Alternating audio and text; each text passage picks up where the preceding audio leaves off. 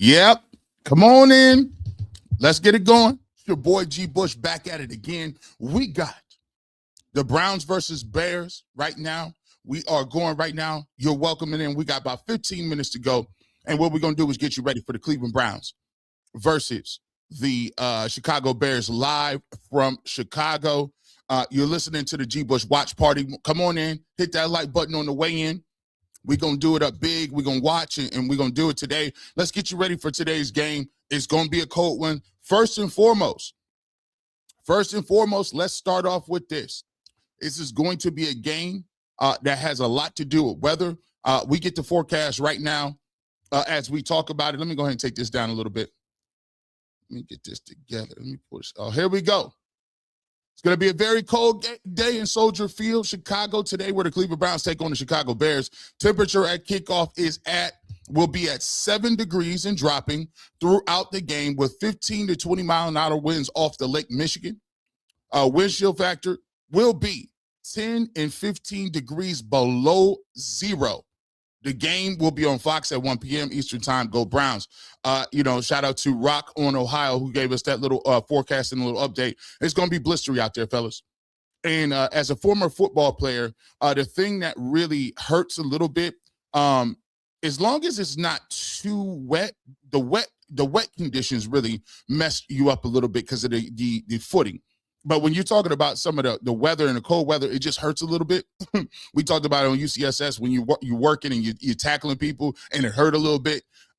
Also, catching the football is going to be at a premium as well. The football gets very hard, especially with the leather footballs they play with the NFL. So that's going to be at a premium. Guys are going to have to catch on to the football, and guys are going to have to hold on to the football when the ball's hit at some of the numbers. And that's the things that I'm looking forward to. Just out of the blue, starting weather will be a factor. We'll be talking about that the rest of the football game. Let's talk about this.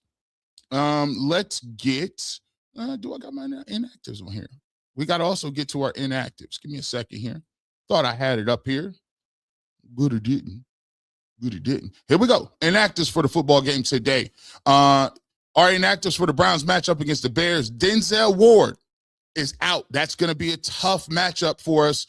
Because one of the things that I look at with the Chicago Bears is the Bears have 3 really good receivers. All of them have different skill sets, and Denzel Ward is one of the best corners in the league. At least if you had Denzel Ward, you could take one of those guys out of the football game. Denzel Ward will be out. Dylan Sampson, who I thought had a bit of a breakout game last week, catching the ball down the stretch in the fourth quarter against the Tennessee Titans, he's going to be out of the game. Zach Zenner has not been a positive mark for the Browns. He's a healthy scratch. He might be. I don't know how he got hurt. He hasn't played anything. How do you get hurt? Who knows? He got hurt in practice. Wyatt Teller is out. All right, he'll be out. Jack Conklin, big out for him. Starting tackle. He's out. David Njoku caught a touchdown pass last week from Shedeur Sanders. He will be out, and Aiden Huntington will be out as well. So some big time inactives right there. 2 biggest ones I would say is Jack Conklin, Wyatt Teller, and cornerback Denzel Ward. So those are your inactives for the game. Brown's going to be underhanded, shorthanded, and the weather's bad. But we shall continue to move forward. Oh, look at here. Your boy G. Bush. Your boy G. Bush got a little something for him.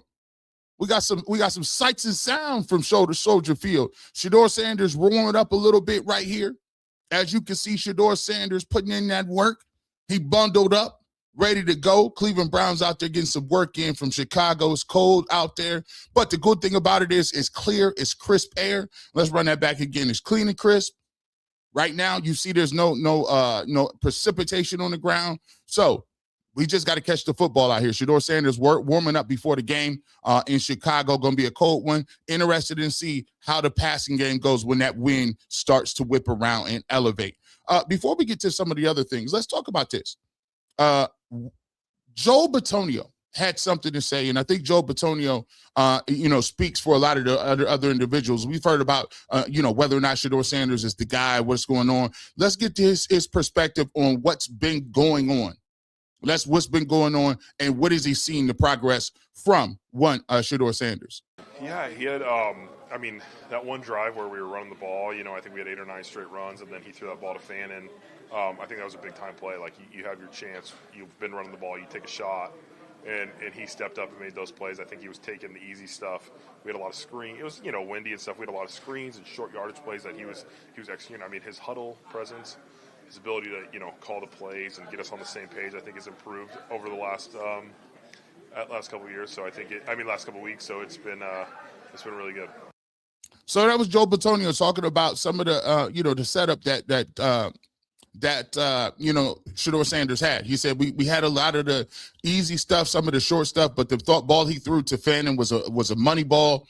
And those are the things, I think it's good to hear from your teammates. It's good to hear from the people that's in the huddle. A lot of times we do, and when we talk about this stuff, we talk about it from a high view of what the narrative is and whatever thing's going on. But on game days, it's great to get a good perspective of what the people in the locker room are thinking about, and guys like Joe Bitonio, what he's seeing from Shedeur Sanders. Now, today, if they're going to be able to do something, they're going to have to do it with the youth movement. And the thing that I talk about with the youth movement with the Cleveland Browns is they have been the bright spot of this team. The Cleveland Browns draft has dominated in 2025.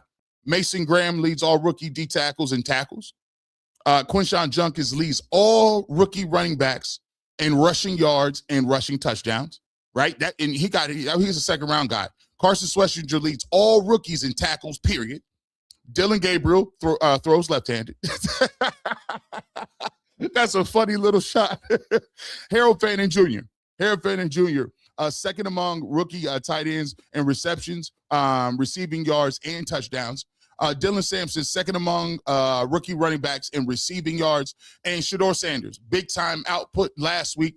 He's the only rookie quarterback this year to throw for over 300 yards. Dylan Sampson is out, but the rest of those guys are available and ready to play, especially on the defensive side of the football. And if the Cleveland Browns are going to win today, they're going to need Judkins. They're going to need a better game from Mason Graham to stop the run. They didn't do a good job of that against the Tennessee Titans. They're not going to need to do that. And we'll take a look here quickly about what the Chicago Bears bring to the table and some of the things that they're willing to do today. But the rookie movement is the strength of what the Cleveland Browns are doing, and they'll be leaning on those individuals to get it together and keep it going. Now, speaking of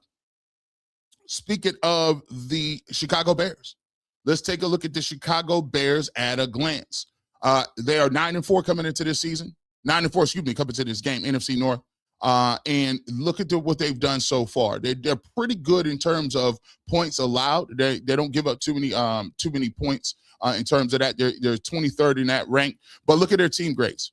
15th overall offensive grade is a 10th.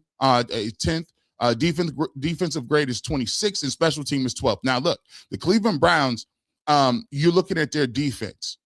Their defense is opportunistic. They get a lot of turnovers. But if you look at just the scores and the rankings, they're coming off a loss to the Green Bay Packers 28-21 last week. But they're 26th in defense. Now, because of the Browns have some deficiencies up front and offensive line is not whole and they struggle, and the Browns are 32nd when it comes to offense, it's something that there's something to look at there. That's the area the Browns should have something to go. If you're Jerry Jeudy, if you are Quinshon Judkins, if you're the Cleveland Browns, if you can get some time, there's some things that possibly could open up on the offensive side of the football. On offense is where they scare you a little bit. Look at the guys they got. DeAndre Swift is a good running back, good veteran running back. Roman Duze is a bona fide ball player. And I do believe that the best parts of their football team, as we take a look at who they are, I think the best part of what they do is their three receivers, right? Their three receivers, if you look at it, Luther Burden, the third, guy out of Missouri. I wanted him in the draft. He's played very well for them. 75.6 grade for according to PFF. He's 25th out of 135 receivers. Then you get veteran DJ Moore. He had a lot of good years in Carolina. 74th out of 135 in receivers. He has a 63.6 grade. And then we talk about Roman Duze. It's 41st of 135 of receivers in the league. and he has a 70.8 grade. The great thing about this group is DJ Moore is a great route runner, can run all the underneath routes, and is a tactician. Luther Burden is their speed guy. He's the electric guy, can make people miss. He's good in open field. And you got Roman Duze, who's the big body guy who gets your 50-50 catches, who can high point the football and make catches that way as well. So those are the things, and you add the fact, you put it in the fact that you don't have a Denzel Warden. That's going to be, difficult. I'm looking for some of the guys, some younger guys to step up in terms of what they're going to do. Let's take a look at the Browns at a glance, right? Let's take a look at what the Cleveland Browns are doing so far. Obviously, 3-10. 3-10. Shedeur Sanders is now the quarterback. First 3 starts, he is 1-2 in his first 2 starts. Won the game against Las Vegas, lost against the 49ers, and lost against the Titans. They are underdogs in this game. You take a look at their overall grade according to PFF. They're 22nd overall, 32nd offense. But look at the defense. Defense is 2 overall, and they're number 1 in a lot of different areas. Special teams be lying. They say they tied for 6. Boy, I tell you what, we give up so many special teams points and snafus and all kind of crazy stuff. I don't even believe that.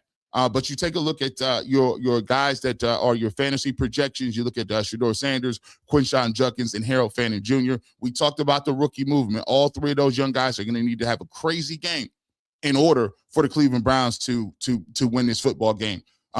Let's take a look at some of the things on the defensive end of the spectrum.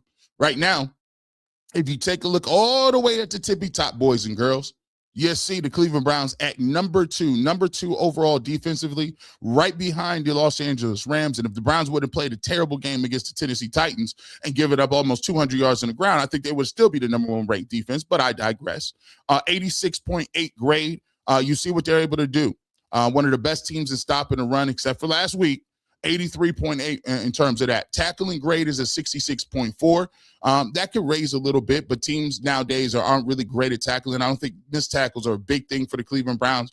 And where the Browns really stand out is their pass rush, 90.5 grade, which is the highest pass rush grade in the entire NFL.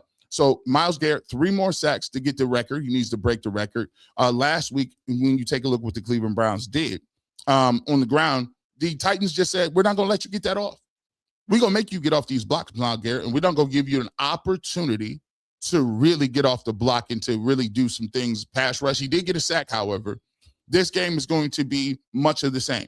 I do think he has more opportunities to get a sack because Caleb Williams is a guy that is going to run around.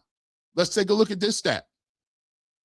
Caleb Williams, he's a scramble threat versus a stout Cleveland Browns pass rush.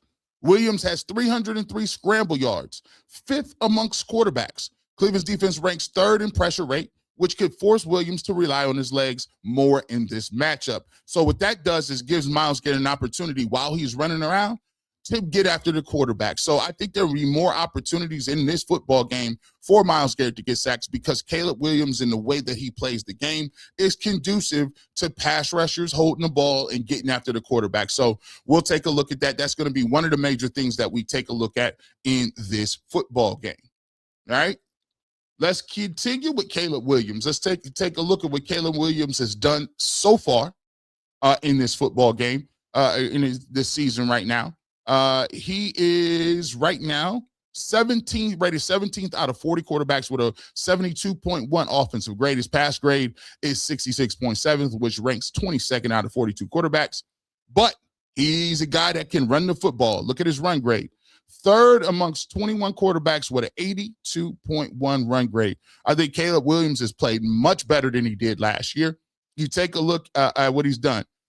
He's a guy who has not been sacked all that much. He's not done a lot of the crazy things he did last year, and he's able to extend plays and make some plays downfield. So Caleb Williams is going to be a person that you look to run, extend plays, and he's going to be matching up against one Shedeur Sanders. Now, before, we already know what happened last year, a couple years ago.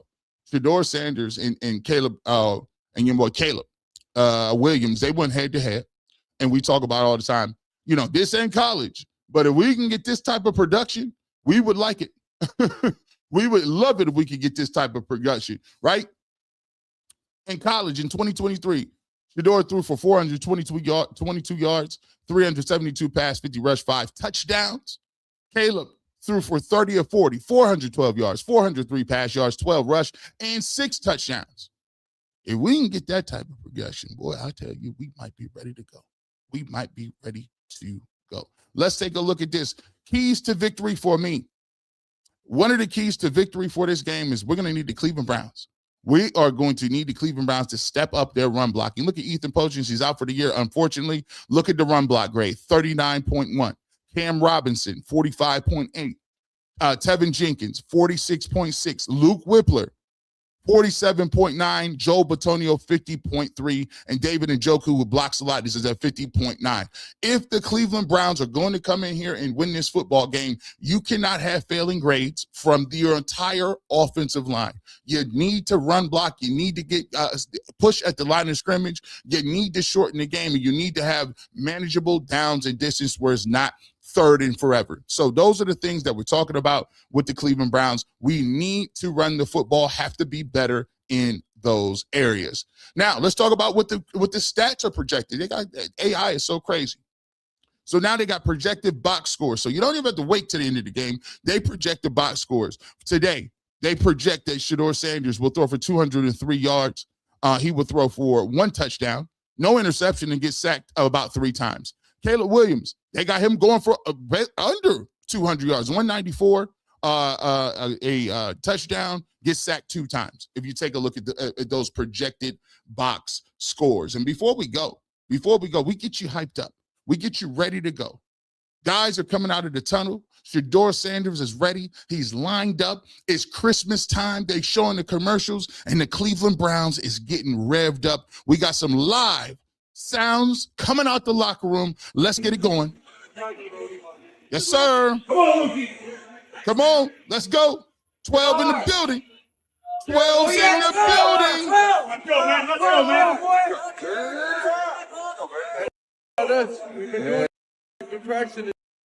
Hey, it's our moment. It's season. Hey, 1 on me. 1 on 3. 1, 2, 3. 1. Yeah. Yeah. Cleveland Browns is in the building. I know you better. Listen, if you ain't ready to go, by now, I don't think you're ready to go. You know what we do over here on the barbershop. We ready to go over here. I got a couple of people in here. I got a couple of cats ready to go. Yes, sir. Yes, sir. Let's get to them. We got a couple of super chats. We got some members. Dr. Avery Brown, Jr., PhD. Shout out to you, Doc. Thank you for joining the family. We appreciate you, right? Sweetie T30, Browns missed on 12's evaluation in preseason because he needs to do it to retain it, not just read it. As a teacher or coach, you have to know what type of learner you are. They may be why he didn't interview well in the draft. You know what? I think right now what we're showing is there's different learning styles, there's different leadership styles. And right now, listen, the Browns is gravitating around to what Shedeur Sanders is doing. And pretty soon, we're going to be sitting there not just talking about Shedeur Sanders. We're going to be talking about the Cleveland Browns as a whole, getting it done, doing exactly what they need to do. We appreciate the super chat. Let's buckle in and get ready to go. Paralyzed from violence, man. I put no hope in man, but only in God. You give clear, real perspective in a fake world. You're my top podcaster of the year 2025. You're the Sue Surfer Sports Talk. Free to wave, by the way. Free to wave. Shout out to Surf, man. You know what I'm saying? Shout out to Surf. You know what I'm saying? What, I got to put in subtitles or something? Oh, man. Shout out to everybody. Everybody is ready to go. We are a couple of minutes away from kickoff. You are now rocking with G. Bush in the barbershop. We doing it. Today's game, the temperature, 8 degrees, tied for the 4th coldest in Soldier Field history. And it gives me no more pleasure to talk about this, because these are the type of games that I grew up watching. These are the type of games that I grew up watching with my father and my grandfather. And these are what the football games look like. Being in Soldier Field, Mike Singletary, Richard Dent, Steve McMichael, you know what I'm saying? Walter Payton, some of them old games with the Chicago Bears. And these are the two jerseys that will never change. The Bears and the Browns don't never change their jerseys. They don't switch it up. They give you some old school throwbacks, but you're going to get the brown and orange and the black and blue. That's what we're going to do. Shedeur Sanders out there warming up, looking spry, looking nimble. I'm going to tell you what in this football game, I'm going to be honest with you. This is an uphill battle for the Cleveland Browns. Offensive line, depleted. Not very many guys. You're losing Denzel Ward on the corner. But this is an opportunity for me to see the growth of the young guys. And if they can keep this game close, if Shedeur Sanders, let me just add this. This is a big one. Rome Odunze aggravated his foot during pregame. He is the former first-round pick out of Washington for the Chicago Bears. He will be out of this game. So now it's 1-1. Denzel Ward is out. Number one target for the Chicago Bears, Rome Odunze is out. So now it comes down to the secondary guy, Tyson Campbell. Can the Cleveland Browns get it done? This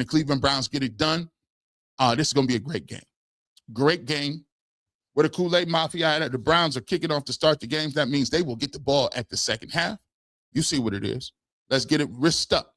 Let's get it popping. James Stewart Jr., nothing like the Sundays with the Browns and G. Bush. Thank you, my brother. We appreciate you. And I'm glad y'all posted up, locked in with me. Kickoff. Here we go. Bears oh, come on. This is crazy. Remember we talked about it. Browns kicked the ball off. They kick it to the 1 yard line and allow a 40-something odd kick return. This is the reason. I can already see why. You didn't stay in your lanes. No lane integrity. By the way, believe it or not, G. Bush used to be on the kickoff team in high school and college. I used to be able to run back in the day. The 1st and 10, first and 10, the Bears got the ball in Browns territory, and this is one of the reasons I call this an uphill battle game.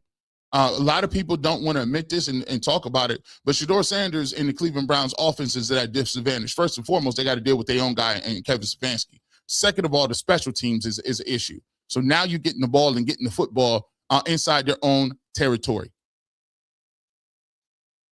Caleb Williams jumps out of the huddle. If you want to sync up, 14:52 is on the clock.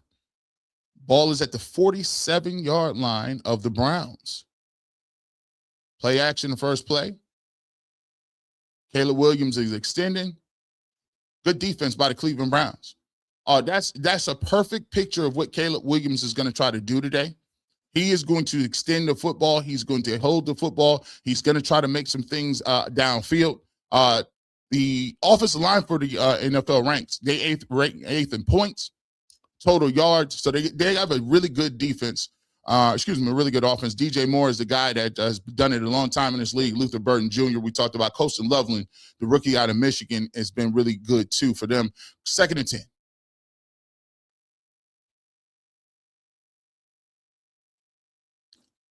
Little false start action. Little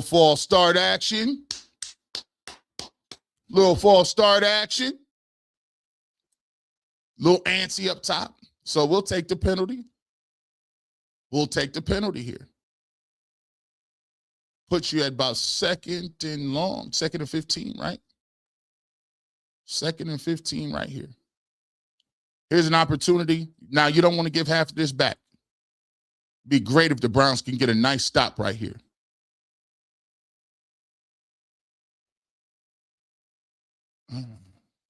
About 5 yards right there. Run over the right-hand side. About 5 yards. Shelby Harrison, Mason Graham, all eyes on you today. Malik Collins went out last week, and when you let them dudes run up and down the field, 3rd and 10 right here, you got to get off.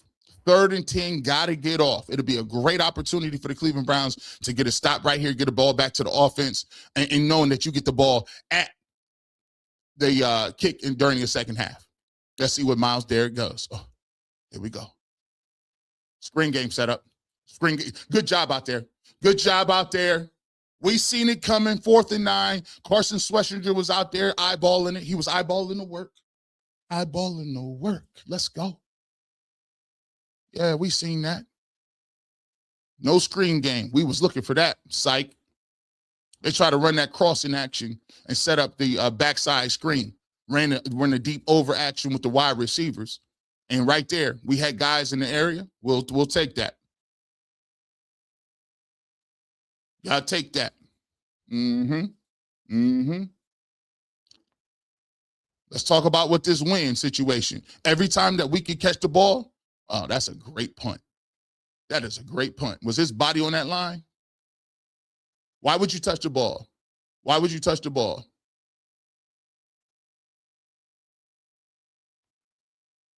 Was his body on the line?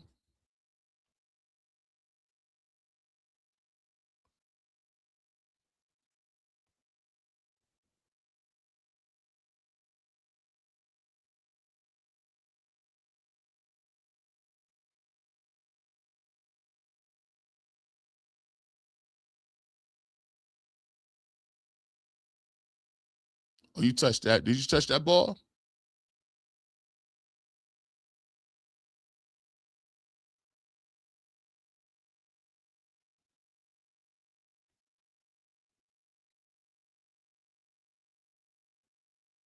You touched that, bro. Yeah, you touched that, fam. You touched that. Come on out to the 20. Come on out to the 20. Stop playing around.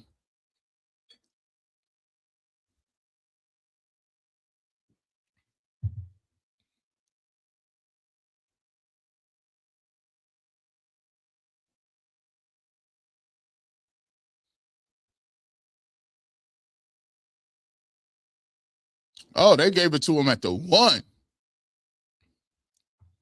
They gave it to him at the 1.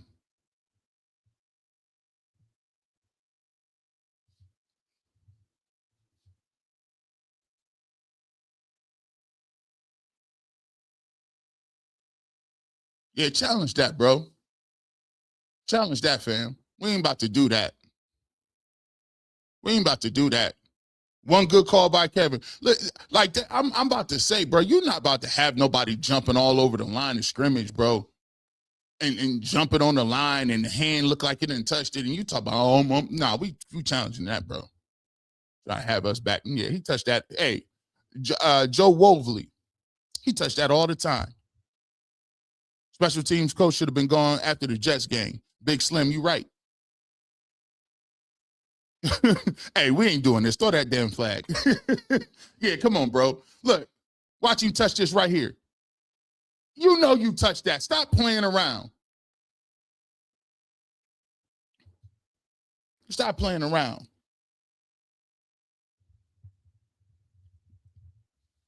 Like he act like he was, that next go, girl, you're dancing real close. Yeah, you was close, bro. Yeah, you touched that. Stop playing. So first and foremost, let's talk about it. Defense got it a little stop. Defense got a little stop right here. You saw what Caleb Williams was talking about. Not much. Really even talking about nothing much on that drive. They try to set up the little screenplay. And the Bears right now, Bears is reeling a little bit. Bears lost to the Packers 28-21 last week. And they went from the number 1 seed in the NFC all the way down to like the 7th seed. All the way down to the 7th seed. That's kind of wild work.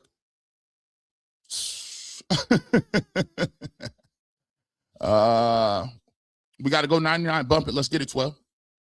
Special teams, not special. Y'all might be ahead of me a little bit. Hey, listen, that's another thing.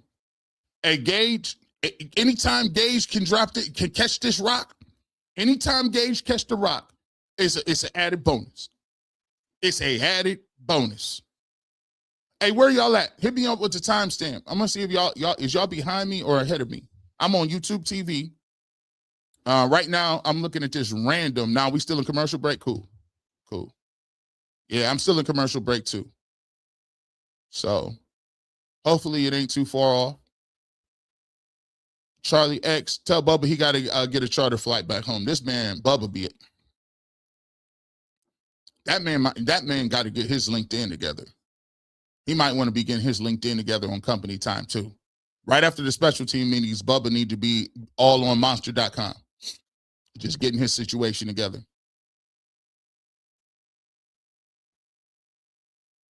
Yeah, man. Man, by the way, a lot of stuff cats was, oh, wow, we definitely at the, now listen, we can't have no safeties, bro. What if they ran play action? Are we in Wild Dog? Are we in Wild Dog? Oh, it sure is back there.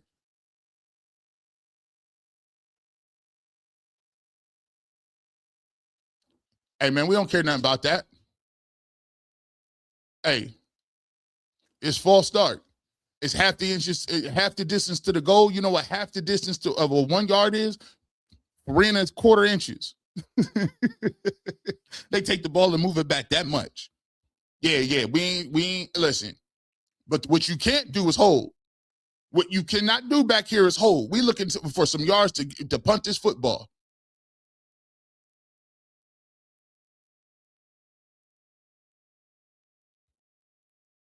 Well, that was a scrum.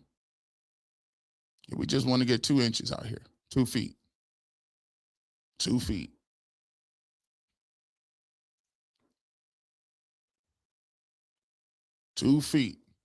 James Stewart Jr. says, behind you, supporting the 216 and the 813. Shout out to you, my brother. Hold it down for us down there. Hold the city down. I don't know. Dang, what's the deal? Is it too many people in the huddle? Legal substitution?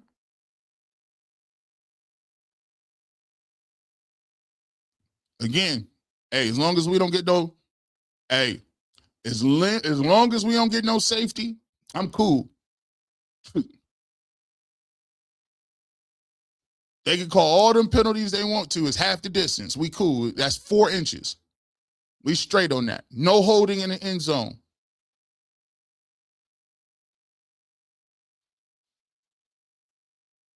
Cool.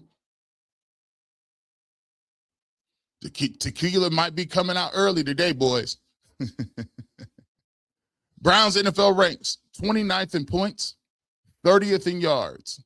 Oh, this is KT Livingston, Tevin Jenkins. Man, we are. Woo. We looking for some punt yards. We're looking for some punt yards right here. Run this rock and punt this ball right back to these fools. We is not trying to get no. Yeah. Oh, heck no. Oh, yeah, you come on back in here.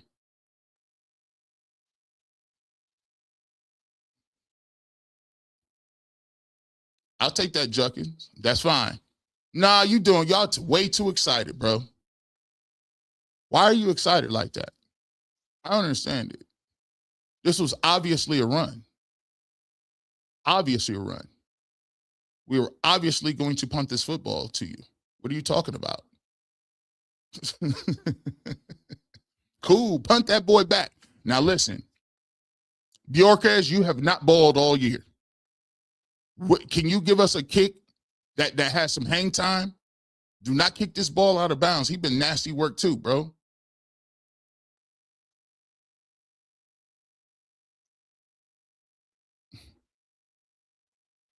That's a decent kick. Decent.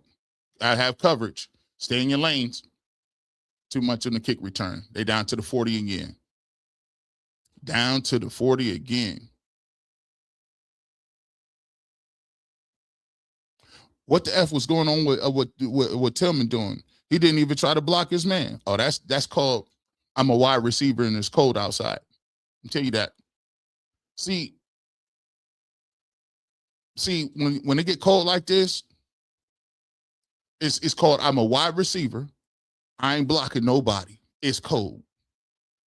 If you count on your wide receivers to block when it's cold, and they got their hands in here, no, it's gonna be a long day. Special teams again. The Bears have made a special team move, and in games like this, when you need in this cold weather, it's gonna be all about field position. Underscore Ben 27. You're exactly correct.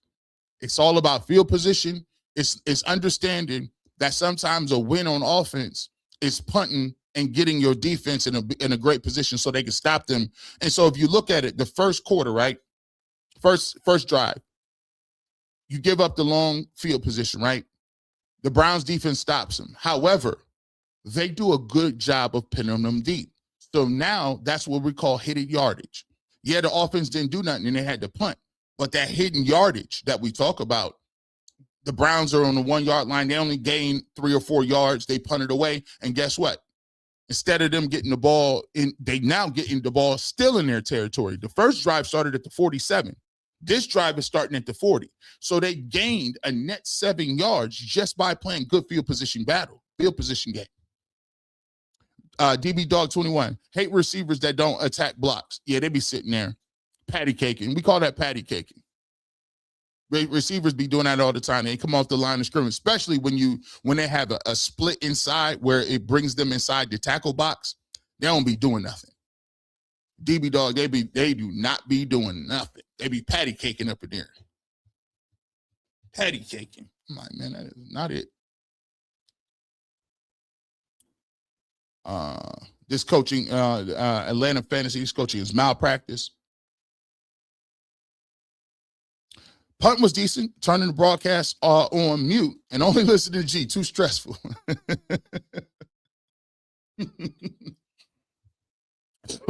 I'm glad you think it's a little less stressful for you if I could just go ahead and narrate it. Yeah, man, I got my joint on mute. 1st and 10 for the Cleveland Browns. Ball is where? Caleb Williams over 2. Ball looks like to be on the 42, 43 yard line of the Bears. Ball on the 42. Ball on the 42. Under center, Caleb Williams. Changing the play. See what the Bears bringing to the table. Little pitch to the outside. We all over that. Mohamed Diabate spilled that thing, made it cut back in. DeAndre Swift, a gain about 1 or 2. 2nd and 8 for the Cleveland Browns. They tried to run that little fake pitch outside. No. We all over that.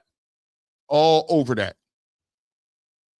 T-Storm VA 2012. Watching G-Bush TV on mute. Appreciate you. Caleb Williams 0-2 right now. Let's see what they running. Let's see what they running. Oh. Did he get him to jump? Good gracious, that looked nasty. Who jumped? Who moved? Everybody moved. Did Miles move? Did the offensive line move? Who moved? When I move, you move. Just like that. When I move, you. Shout out to Ludacris. Offsides, they call it. Myles Garrett jump neutral zone infraction. Yep. Got him.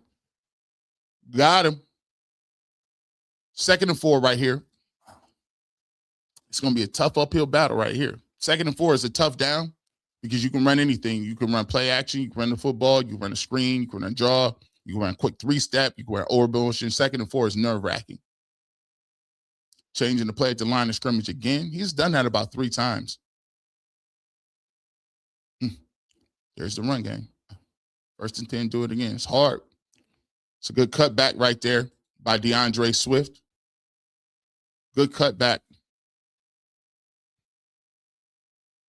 Good cutback. 1st down for the Bears.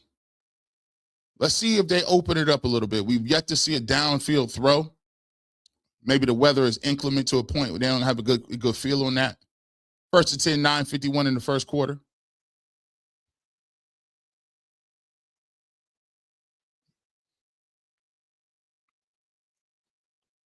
Good play by Carson Schlesinger, man. You know, like he shows we talked about it in the pregame show. They want to get the ball to Luther Burden. He's the guy that can get in the open and move and make some guys miss. They tried to throw a little quick out to him, a little screen pass, and Carson Schlesinger didn't bite on an initial fake. He's just like, no, I see that. He got over the top, laid him down, 2nd and 5. Good job. But the thing about it is, though, those are the plays that you want to get 2nd and 5, because now, again, remember, 2nd and short, 2nd and medium like this, you can run anything. Run a little outside zone. That's a good cutback.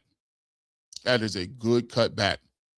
The Cleveland Browns have been struggling at the last, I would say, 2 to 3 games on the outside. They got a lot of movement out there. I like what they did. They double teamed with the tackle and the tight end on Alex Wright, got some movement, and that movement helped DeAndre Swift be able to get downhill and cut that football back.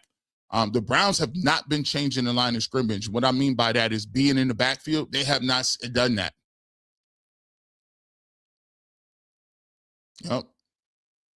Yep. This drive is what I call a random high school drive. And this is very annoying. It's very annoying because they're not running anything special. This is just boots, outside zone plays, quick screen. They have not run anything complex. They haven't run anything big. They haven't confused anybody. But when it's 2nd and 5, you put yourself in a situation in which, it's a death by 1,000 cuts here. 1st and goal.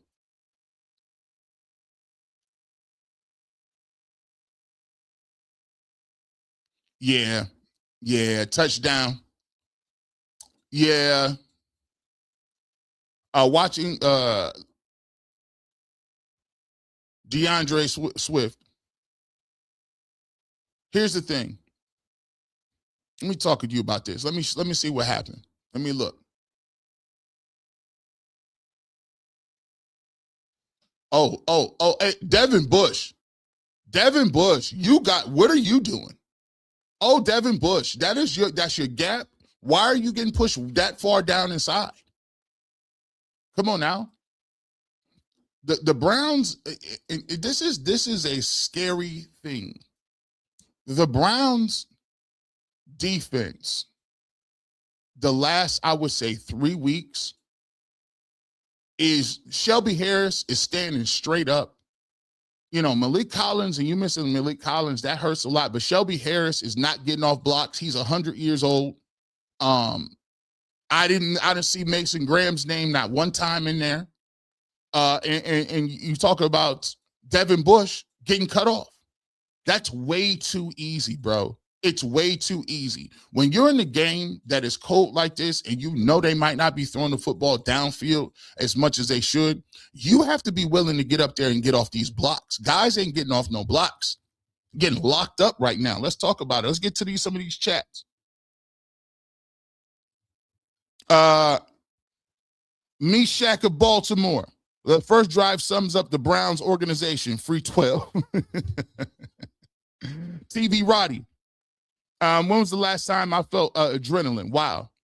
It's been a long time. Miss Bell, they have the audacity to want to trade for a quarterback. This is why, 2,000 people, 2,200 people in here. This is why we do these exercises, boys and girls. We do these exercises is not because I just want to be on here talking the whole time. It's because I really be feeling like there's a lack of education and things that need to be pointed out. When we talk about television and on television and in TV, I'm going to give you an inside trick. We talk about the things that bring ratings. We talk about the things that bring eyeballs. We talk about the things that most people care about, which is quarterback skill positions, coaching changes, things like that. Oh, big overarching themes.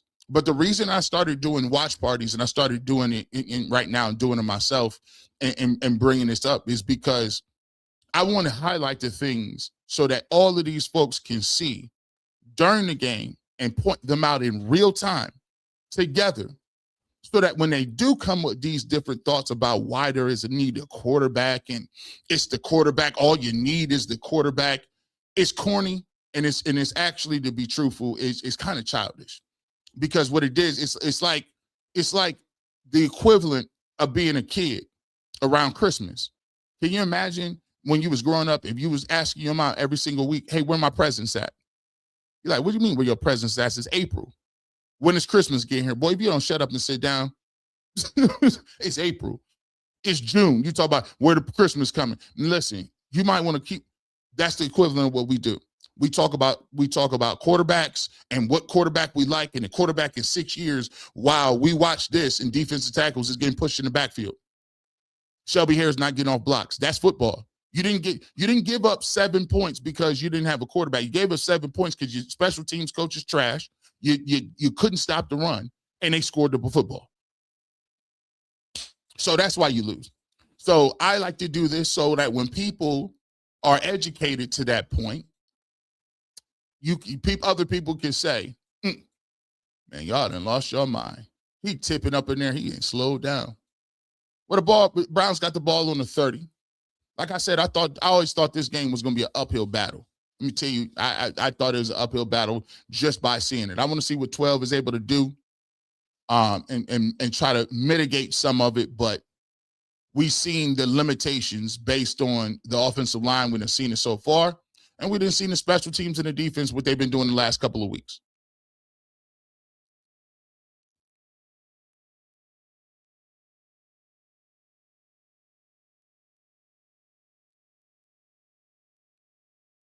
I don't know if it's a communication error, the headset, 10 seconds, get it out of the clock. 9, 8, 7, 6, 5, 4, 3, 2. Don't get it off. You don't get it off. You don't get it off. Again, this is the point in which Kevin Stefanski, what are you doing? Why, if you saw the man and he did not get the call in the huddle, why in a field position game would you not call a timeout?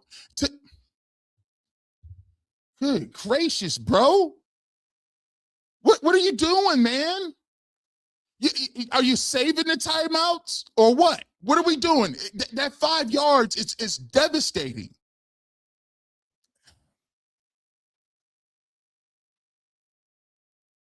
That 5 yards is devastating. In a game like this, 5 yards in a weather football game is tough. And it's cold outside. You don't get extra points for keeping your timeouts. You just saw him walk to the sideline. And if it's an equipment failure, still call the timeout.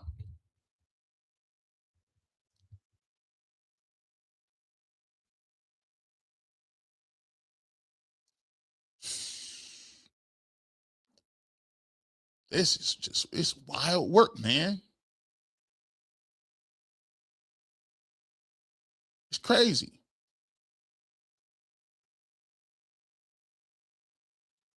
He got about 5 yards on that play. It's 3rd and 10. Now, if we would have done that, it would have been 3rd and 5, 3rd and manageable. But again, because your coach didn't do what he needed to do, it is now 3rd and long. Good gracious, man. It's just, and this is the stuff we talking about. And you got guys running around here talking about what Kevin, it's not Kevin's fault and this ain't Kevin's this, man. Y'all need to watch the football game and stop trying to audition for Kevin Stefanski's Christmas list.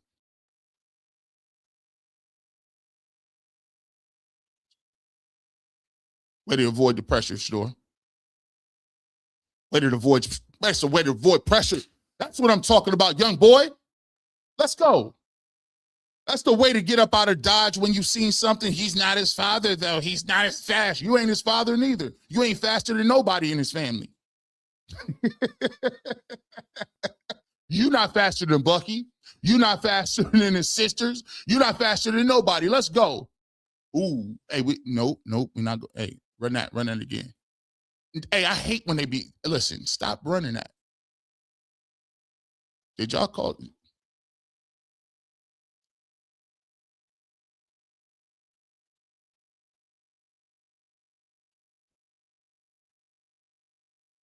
Who called up for that? Who called?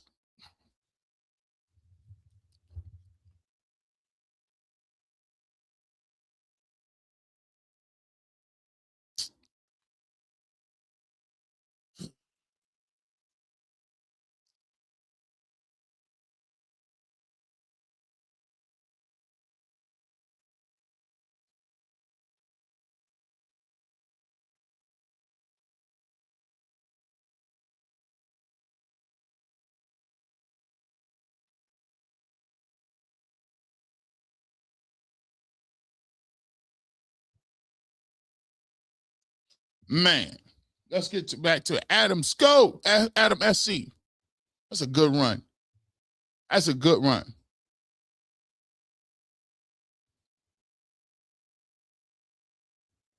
Nicole Murray, forget taking a quarterback. We need a whole new O-line, receiver room, and coaching staff. Top down.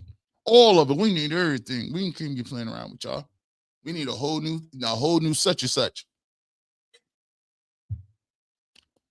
Just like the Browns.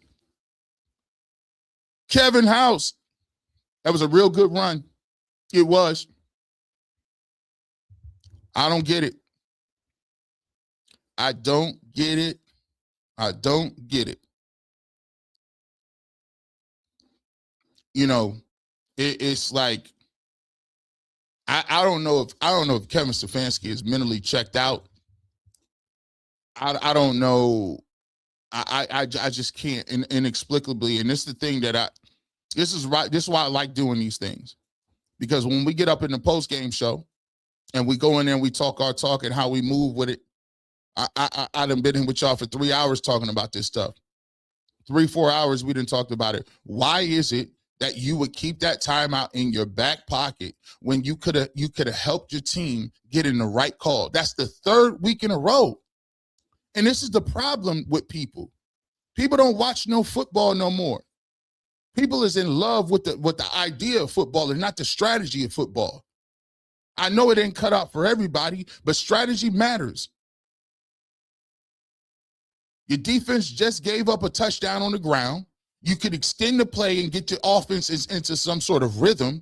And instead of you calling a meaningless timeout, which you have 2 more left, because the communication, you could have just simply looked up at the clock and said, now I've counted on the string.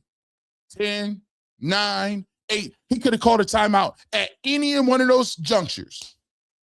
7, 6. You could still call one, Kev. And I would be mad and say, go for it on 4th down. I would be mad and say, go for it on 4th down. But then you would go for it on 4th down and run the wild dog.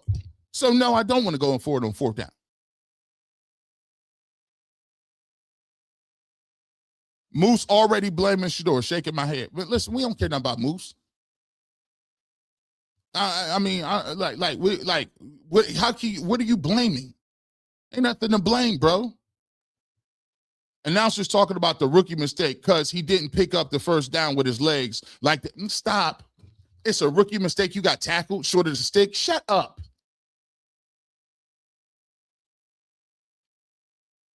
Like it's them talking points where like it's just like they go into the week with a scripted list of stuff that they need to say. That's why I keep them fellas on mute. I don't need your narrative to tell me what I saw. That's why I watched the game solo. I know what I seen. Talking about a rookie mistake for getting tackled by 6 dudes. Shut up. Y'all be doing way too much.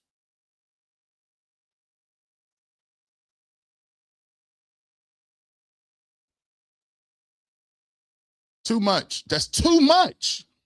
Like these dudes is getting 7, 8 yards. Hey, Mason Graham. Hey, we got to start talking about some stuff. Hey, Mason, we're going to need to talk about some stuff, fam. Where's the push? That's too much. You see the difference? Caleb Williams ain't got to do nothing. He out here playing high school football. When it's 3rd and 3 and 3rd and 2 and 3rd and 4, it's easy money. I need y'all to get off these blocks.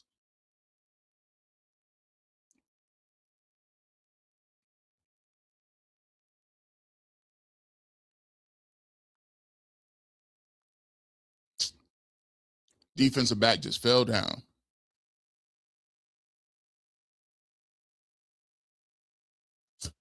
Yeah, this about to be. Who fell down? Oh, Grant Delpit. Oh, come on. You can't win that way. You can't win that way. So why is Merrill Hodge saying the young quarterback needs to know where the first down is as he's running? Make it make sense. Man, hey, listen, he need to say something. Moose Johnson, you the color commentator, you got to say something, right? I mean,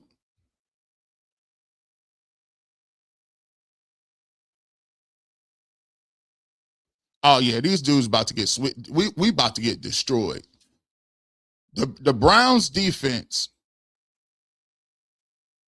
I mean,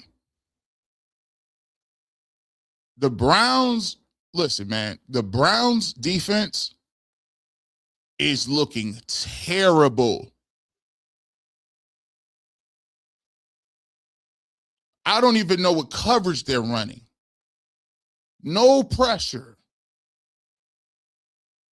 Wide open.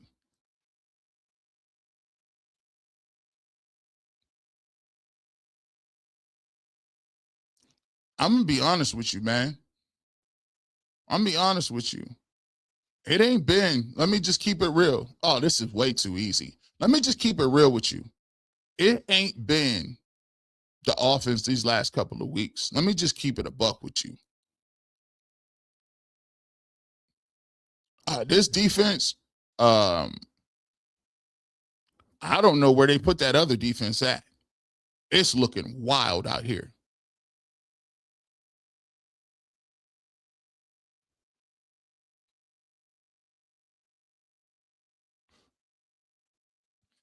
Mike Hall Jr. in the game.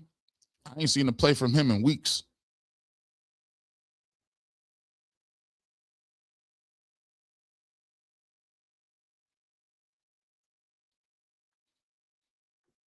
Good stop right there, Mike Hall Jr. About time you did something. And this is nasty work. Let's see what we got. Jalen Byers. This is making me sick.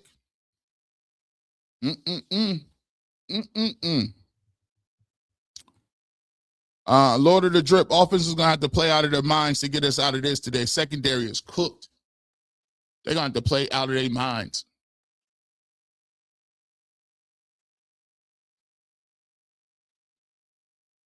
Oh, boy. Oh, boy. Oh, boy. Touchdown, DJ Moore, play action. And we are getting touched up. I said it. I didn't have the Browns winning this football game early. I didn't have them winning this football game early. You know why? No Denzel Ward. Oh, you just got ran across the line of scrimmage. It's easy play. You just Miles Harden on a regular person. So here's what happens when you got to move down. Miles Harden, you a nickel guy. You're a guy that's a 3rd or 4th DB. I would prefer to have you as the 4th DB.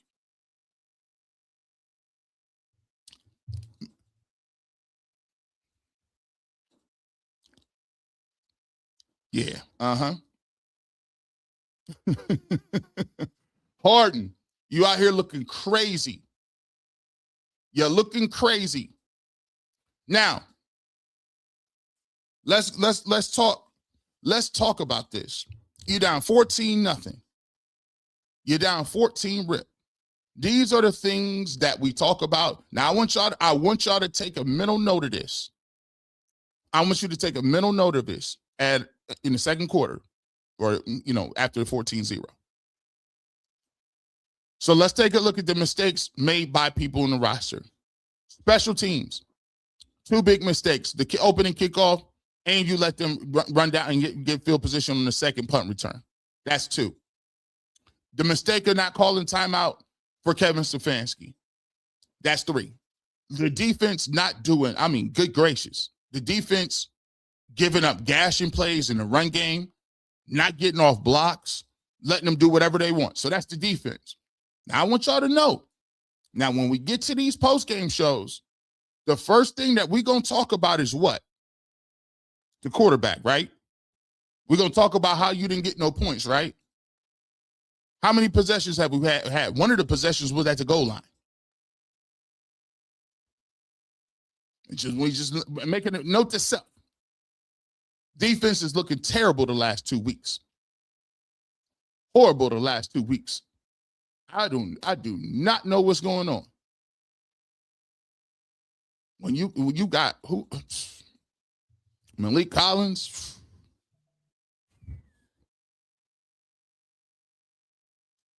Offense gonna have to play them out of their minds to get outside of this one. Secondary is cooked. Made by love. Bears making real-time adjustments, not scripted at all. They're not playing with us at all. Meshack of Baltimore, crazy how Ward gets hurt out of the blue. Denzel Ward misses like 4 or 5 games a year. That's what he does. He gonna miss 4 or 5. 4th and 1, punt was a death nail. 0 situational football, and the coaches, we got to do better. And I don't know if they Ezel Smoot.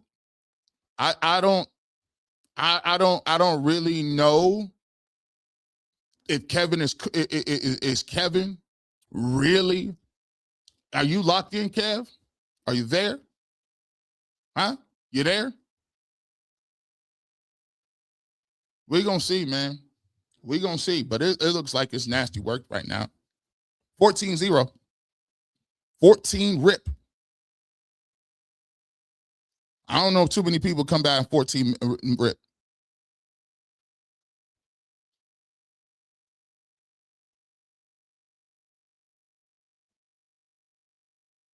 What are you doing? Why are you running into the back of people?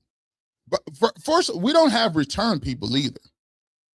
Let's just be clear. Let's just be clear. There's one thing that the Cleveland Browns don't have. When you watch the Browns and you watch them compared to other teams, they don't have ball players. Like they got the best. We went over it. The best guys they got are young dudes or first-year rookies. That's the best guys they got. You're fighting an uphill battle. I mean, Roma Dunze was one of their best receivers. He's not even playing right now, and they're walking up and down the field. Walking up and down the field like it ain't nothing. All right, Harold Fannin. 2.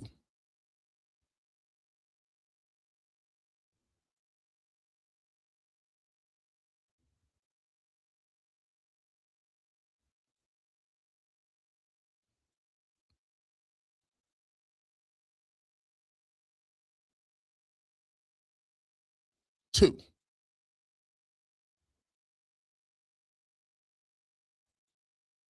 Second and 8. This is one of the worst first halves I done seen in a long time. First quarters, I could say.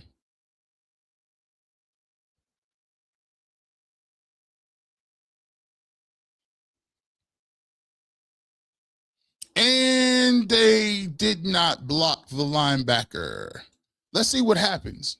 1, 2, 3. They just didn't block nobody. They just didn't. Like, we can't pick up regular stunts. We can't pick up regular stunts. We cannot pick up regular stunts. Again, you know, I sit here and watch these games, and, you know, it's quite evident to people who have been around the game for a long time and watch the game. You can almost see the stuff happening in slow motion. And one of the things that happens when you have a makeshift offensive line and a bunch of offensive linemen is the skill set of an offensive lineman is understanding protection schemes, understanding where your threats come from, and understanding if a guy goes this way, who do I have? If a man comes this way or drops, who do I have? If there's a defensive end on my outside, where's my help at?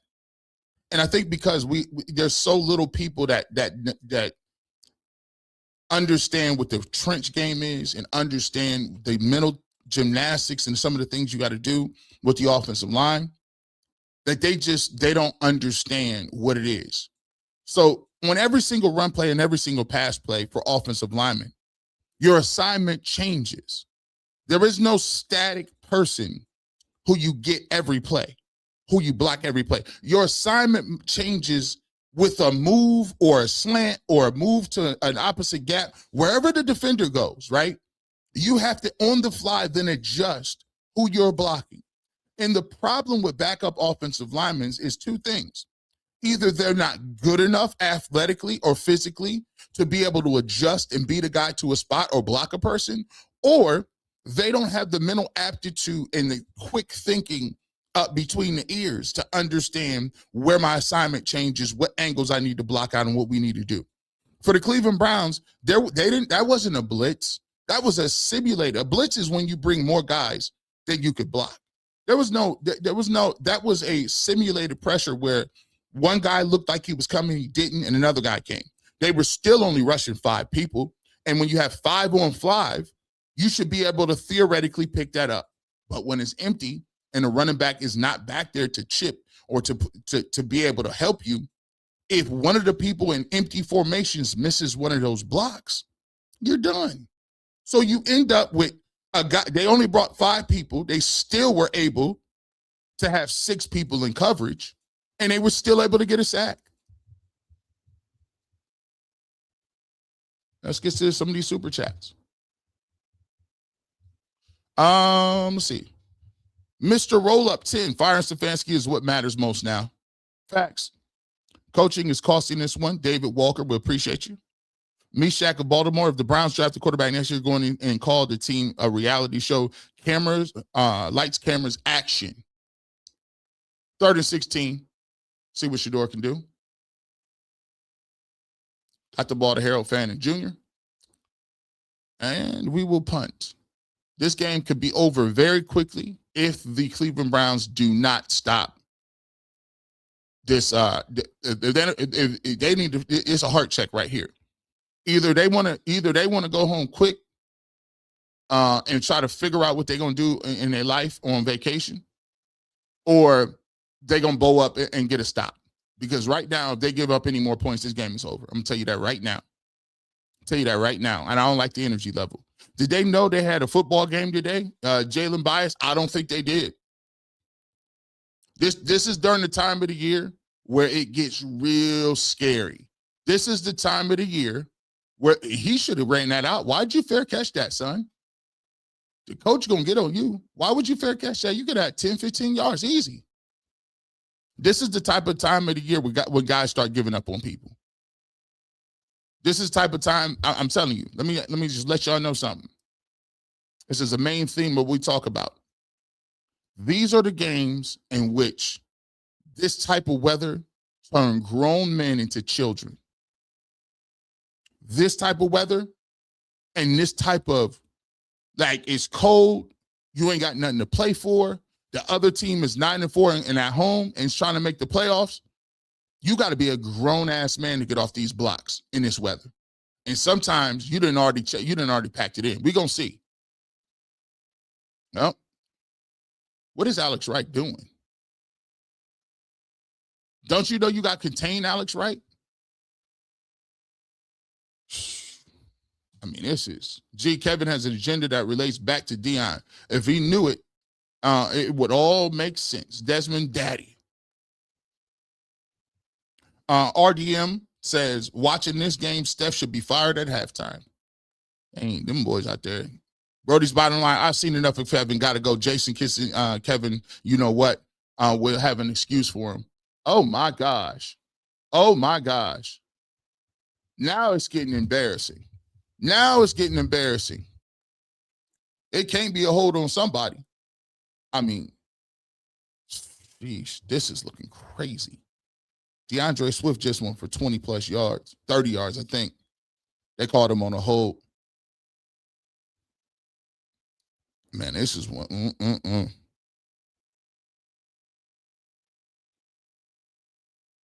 Oh, yeah, you tackled him.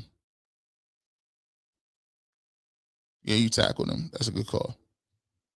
DB Dog, the bad part is back in the day, Aikman would have come into the sideline and fire off on his old line, and they would wake up. Do that now, and the O-line would be offended. Different type of players today. I don't think if you fired off on his O-line, I don't think they're good enough to respond. They're just not good. Sometimes you could want to do your job, but you just suck. Oh, my goodness. Miles Harden. Oh, my goodness, bro. He out here getting touched up. Remember what I said? Luther Burden III is the guy that want to make people miss. Whoop! Woo, woo, woo, woo, woo, woo, woo. Give me that. No. Give me that. Give you that Chris Brown, dog. That up-step, two-step. Y'all getting tap danced on now out here.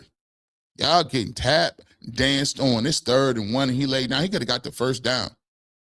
This is nasty work. This is an and one mixtape. First down, don't matter. Feel free to show up anytime today. Anytime today. Anytime. Nah, bro. This is a freaking setup. The sack was on both Batonio. Go back and watch. 12 stayed in the pocket for what? Shaking my hand. Fire this down. Kevin Stefanski, no buck breaking. He said this is setup. This setup is it. Kevin Stefanski held a bit on Shador. Sanders doesn't go off. This is the first. Alex Wright, you gonna make a tackle? This is the first time Shador has no control over his situation. Crazy, but 75 misses blocks on purpose. Watch close.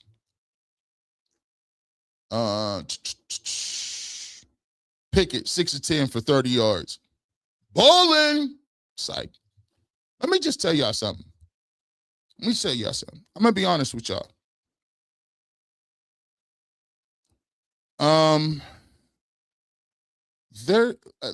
I know people be talking about missing blocks on purpose.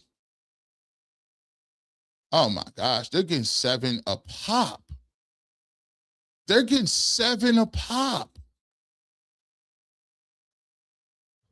me just tell you this. It's a difference between somebody making a block on purpose or missing on purpose. Guys, they're not missing on purpose. They're just bad. They are not good.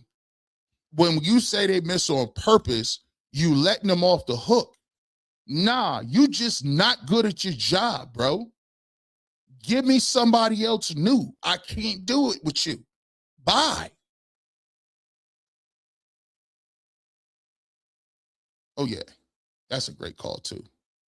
3rd and 5, they just ran a toss on you. That's a great call, too. Hey, y'all see the layering of the let me ask y'all something as well. Oh, Miles Harden, another missed tackle. You got a helmet in your throat. Watch this. Woo! Miles Harden, skateboard P.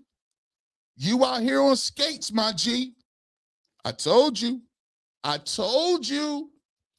Grown man bars is someone you're going to have to deal with. Oh, now we just run zone. We just run a zone. Nobody off the block. Don't you get up and say nothing. You get up and get back in the huddle. I don't want to see nobody celebrating. Get your, you know what, back in the huddle and get lined up and ready to play. We stopped them, coach. Shut up. Get on the line. Let's roll. This game is nasty work. You notice something, right? You see the layering of the play calling? You see how there's different formations every time? You see how it's boot, and then it's run, and then it's boot, and then it's run, and then you got caught holding, you got dunked on. You see how there's layering. You see how there's play action. You see how the pocket is moving. There is a difference between metaphors and real rap. These are what regular coordinators look like. Look how we confuse. We don't know who to block. You know why? Because there's multiple route combinations. It's not no stupid sit down. This is the difference in levels in offensive game planning.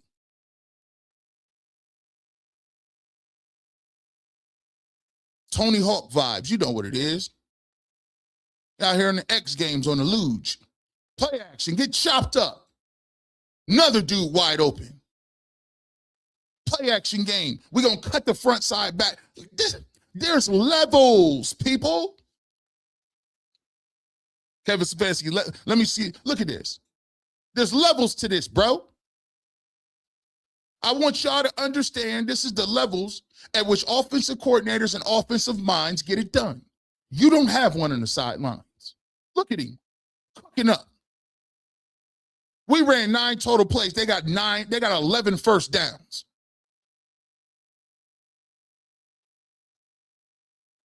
Play action again. Grant Delpit don't know where he at. Which way did he go? Which way did he go? Get off me, don't tackle me. Another first down. Cole Kmet. Masterclass. Masterclass in keeping people off kilter. Watch this. Tight end in the backfield. Play action. Where you going, Grant Delpit?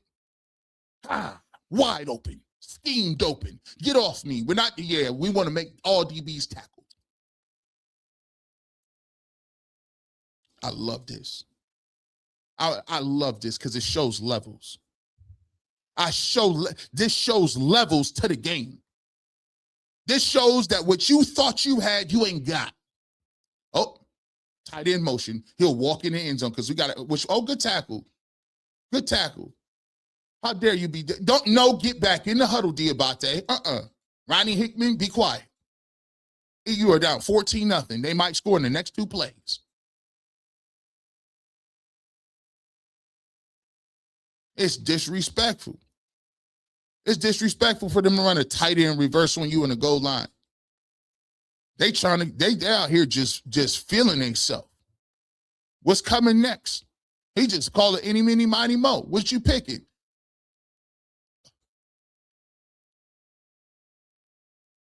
No fight, no nothing. Look at him standing around. Standing around. Stop pulling your pads up. Guys and told their people. 3,084 people in here. Shout out to y'all for pulling up watching this nonsense. For watching this nonsense. This is where people then started texting that girl, hey, babe, you trying to go to Bahamas or Turks and Caicos this year? Yeah, whatever you want. Get that Marriott rewards ready. Well, Myles Garrett got a sack. It's 17-0. Amber Love, about damn time. Let's get to some super chats. Let's get to them. Jalen Bias, Kevin Stefanski says, let me see him throw his way out of this. Screw this. Run quarters and make Caleb throw the ball. I don't even know that'll work. It's the second quarter already? Gee, Christmas. Calling it sabotage gives the coaching staff too much credit. They just suck. Stop with the conspiracy. That's it. Listen, that's it. Thank you, Ezel. He missed that? Thank you. Ezel 80. Let's all come to the conclusion. Here's what we got to stop doing. And this is I love that you said this. Every time we come up and we say, we got to start going straight to the point. The point of giving these guys credit, talking about he trying to do this on purpose or he trying to do that. No, he's just not good at his job. He has to go. That's it. Ain't no, he's missing blocks on purpose. No, you suck. Joe Bitonio is not a starting level guard anymore. He needs to retire. He's on his last legs. Bye. Bubba Ventrone is not purposely doing. Bye. He's just not good. Kevin Stefanski, bye. It's just not like we got to, because what they do is how they do is they use that specifically against you. And then they try to make you sound like you're a conspiracy theorist zealot that's just lost in the sauce and think that we never went to the moon. No. There's no sabotage of Kevin Stefanski with sabotaging and trying to make it. Kevin Stefanski is just not good at his job. It's very evident. It's been evident before Shador. It was evident before Deshaun Watson. It was evident before. It was evident. So when we talking about Kevin Stefanski, it ain't he's trying to make Shador look a certain type way. He can't do it because he's terrible. He could try to make Shador look good. It don't work because his playbook is trash. It's always been trash.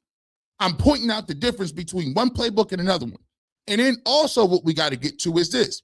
We got to start calling out the deficiencies. And we got to stop talking about trying to make it effective where we're trying to convince people that the quarterback is good. And we need to start telling people, no, quarterback fine. All the rest of you dudes is trash. Offensive line, trash. Don't you tell me about no quarterback. I'm not talking about it. No, have you seen a receiver sighting? Where are the receivers at? Have you seen a receiver? No, we let them off the hook. We let them off the hook when we don't go and talk. It got to be direct because they'll spend a whole doggone week talking about why everybody is crazy. No, let's talk a whole doggone week about how your coach got these boys out here looking wild. We ain't letting these dudes off the hook. Kevin's just not good at his job. He ain't never been. Get him up out of here. Get him up out of here. You missed the field goal. Let's go down and get some points real quick. If we can get a touchdown right here and get the ball back, we might be straight. But let's see what they run.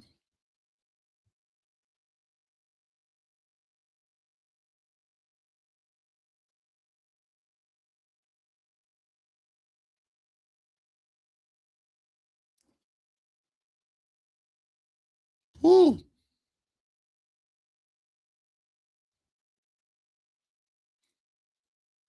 Man, it's just, even when you watch that sack right there, even when you watch the sack by the Chicago Bears, Myles Garrett might have got a piece of that too on that block. Even when you watch the sack by the Bears, you see people moving around. You see shifting and motion, and the routes is crisscrossing, and it forces you to have to be able to do something, right? Man, I don't know what the heck is open here. And then you just get tackled or fall down or what?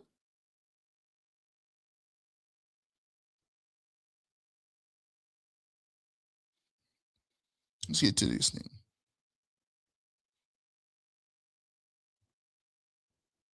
A blowout might get Kevin Stefanski fired. Let's hope. What do they call?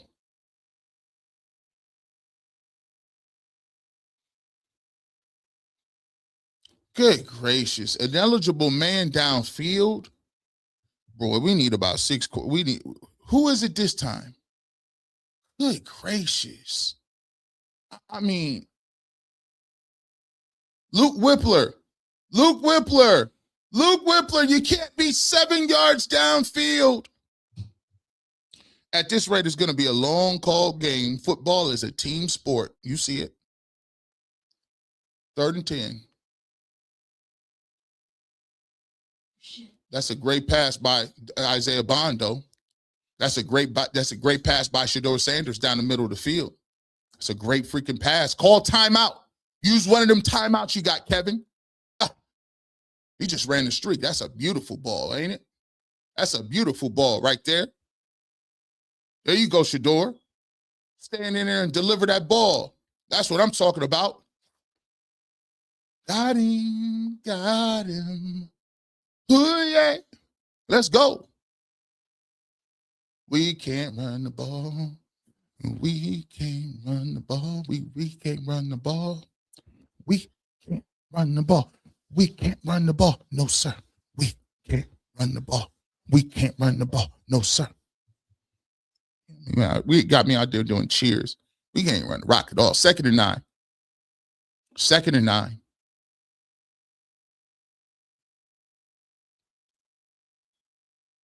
We'll be changing up.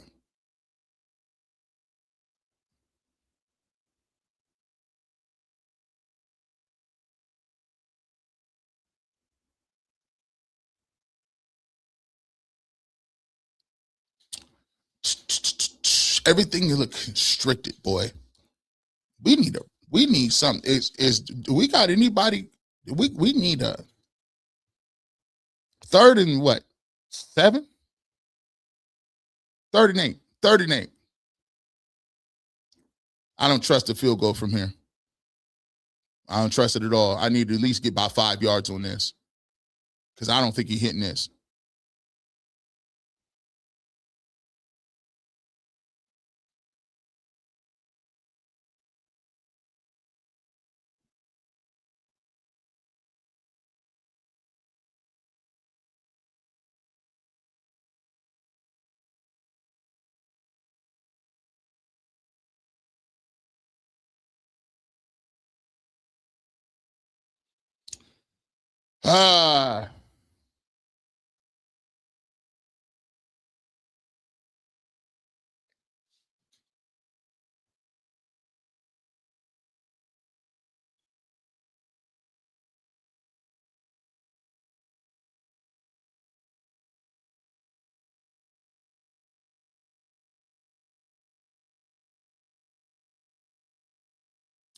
Boy. Yeah, I think they might call him down. Might have called him down. Let's get back to it. We'll be interested to see. 2-minute warning. I'll see what they're running after this. Bush is okay. The Bills getting the same treatment. Oh, I'm straight. The contrast in offensive strategy and planning is obvious. Different levels of offensive competency. This is embarrassing. Thought we had a genius. No, you didn't. You didn't at all. That's why there's no level of that's why there's no level of crazy over the topness. When you look at you look at it and you take a look at just the strategy, the way they call it up. That's why I'll be excited when people say, "But listen, man, you know Kevin will get it." Listen, I'm Pat Kevin. I will put in. I got 5 on the Uber and 2 men in the truck. I will help him get up out of town. What's 9 plus 10? You know what it is. 19, Sapper Daddy. This pure incompetence. Only incompetence can explain the miscues and blunders week in, week out. Kevin Stefanski is double, baby. Those Coach of the Year awards mean nothing. His staff gets outcoached every single week. LSU Tiger. By the way, always understand, Coach of the Year is voted on upon who? Writers. Coach of the Year is an award created by who? The Associated Press. Coach of the Year is based on what? No awards. The same people that be creating narratives every single week and be running around here is the same people giving out awards. So y'all can say whatever y'all want about Coach of the Year awards. We're not on that type of time. Ezel. Looks like a high school staff versus a pro one. Levels to this, and Kevin Stefanski is to blame. Get him out of it. It's levels to this. It's supreme levels. I mean, it's supreme levels. 12, set apart last 12, dropped the ball in the basket to Bond. He sure did. Was he down?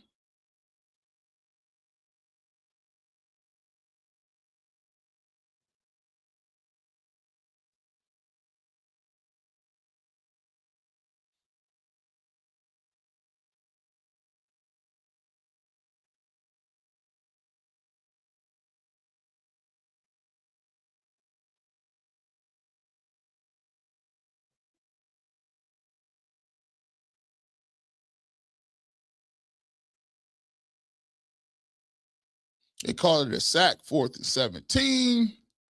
Bjorquez is back to punt.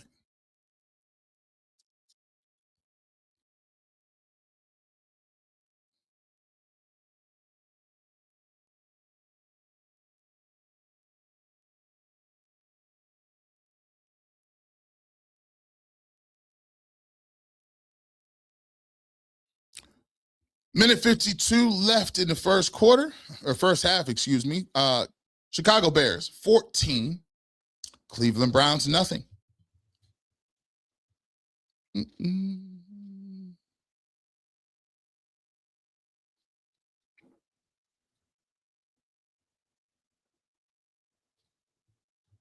We got a bunch of these we need to get to. And Brody's bottom line, Andrew Berry is going to earn his paycheck next year. This offense is awful. Let's see. Please think about adding a call-in line, bro. So here's the thing about a call-in line. So I've thought about it plenty of times. However, with a call-in line, you need a call screener. And oh my gosh, as we were talking about 1st and 10, the Bears run for about 20 yards here, right up the middle. Looking like a nasty game.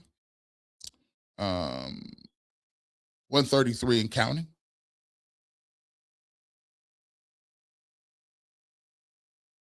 Caleb Williams over the throw, 3rd and 1. They take a shot play, which you should. 3rd and 1. They'll probably run the ball here, get the ball back. Or they'll probably run the ball at 3rd and 1 and get it, and then continue to see. This is even the diversity in route combinations. That's a tight end running that route. The diversity in route combination is crazy. So back to do a call-in line. The reason I can't do a call-in line, I would need another person to screen the calls. Also, we would have to have a delay in terms of if somebody calls and says something, I could get the stream could get taken down. The stream would be able to. They went for it on 3rd and 1 because they was going on 4th. That was crazy. But the stream, and I could get taken down because somebody could say something, especially when you're dealing with people and spammers. They could say something and get the whole channel shut down just because. So unfortunately, until we can get a call screener, or you can have technology where I can have a 30-second to a minute delay and it's not live, we can't do it. Jinx 696, rush 4 and still get the sack. Let's see. Lord of the Drip, quick game and play action. O-line will not be able to run block today. Need more short breaking routes. Play Brady ball. I don't. It's tough. This game is going to be difficult because of throwing the ball downfield. So with Shador, I think, he's going to have to try to find quicker options. This is a game where guys are not going to be crisp in and out of the breaks. I think what you're starting to see is the field is constricted. And when you're playing the Cleveland Browns and you don't have David Njoku and you got Harold Fannin Jr., where are the receiver threats? Where's Jerry Jeudy? Where's Cedric Tillman? Again, nobody that can threaten you deep besides Isaiah Bond. You're in for a long one, and you can't run the football. James Stewart Jr. I'm tired of watching this level of incompetence. Trust me, I haven't seen it. Hey, James, I've been watching it for 6 years now. G. Bush, stay the course. You're way out of all. You're way out ahead of all the Cleveland mess. Wish you were a Steelers fan, bro. Shout out _ Bruce Warren. Here's the thing, man. I'm a fan of good football. A lot of people don't even know. Like, in terms of watching all these games and how many games I watch, I was a bunch of games, man. I'm a fan of good football, and the Cleveland Browns just don't have good football. Sometimes it gets nerve-wracking trying to talk football with people because, frankly, a lot of people aren't watching these games with the level of depth that they should. And some of it is just, but, Steelers and Browns is rivals. Steelers and Ravens is rivals. But there's one thing that you can never say about the Steelers. It's the fact that they find a way, no matter who their quarterback is, no matter who their running backs are, no matter what they got, the Steelers find a way to win 10, 11 games every single year. And there's something to be said for that.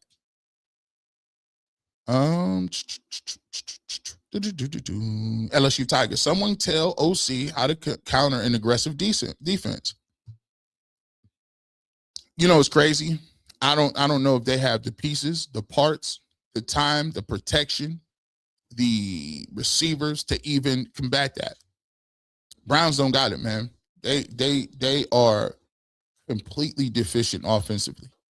Right now, one of your best players is Quinshon Judkins, and he hasn't been able to run the ball for 5 weeks because you got that's a makeshift offensive line. They're not pro level. Shedeur Sanders running for his life in the line. No, the one dude, Livingston, was on his backside looking up.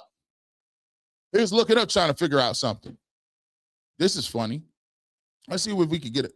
Let's see if we can get something going here. False start, Jiminy Christmas. I mean, this is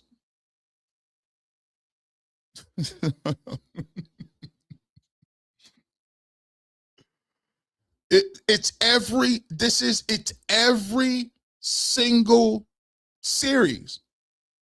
You do something every single series to give yards back.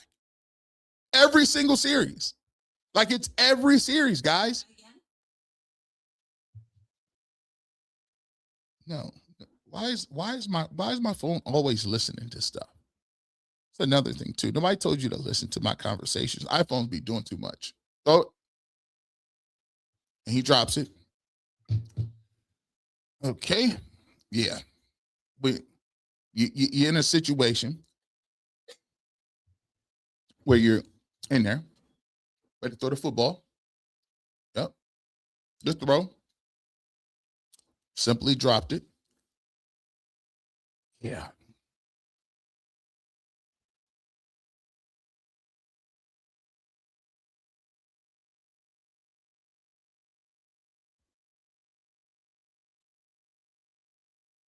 Second and 15.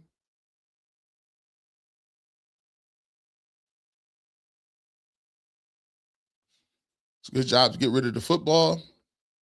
No one available, no one there. You don't want to turn the football over in your own territory. Let's see what happened on this play. Well,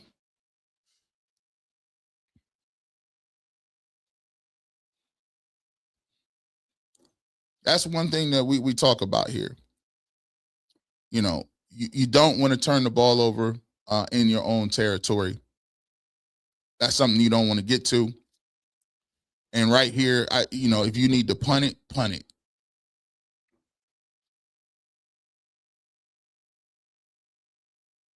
You need to punt it, punt it. Don't do too much. Don't do too much. Again, 1st and 15. You get the ball in decent territory. You are able to move, and then 1st and 15 hits you. And that's just a sign of a bad football team. Those are signs of bad football teams where, at this point in the game, you're down 14-0. This is the point in the game where you get guys that start feeling sorry for themselves. Woe is me. We're tired. The season ain't went out the way we wanted to. You know what I'm saying? This team is supposed to beat us. They're a 9-win team. They're a playoff team. And you have a miscue and misjudgment. You got Gage Larverdane out there, and there's no reason for you to be false start.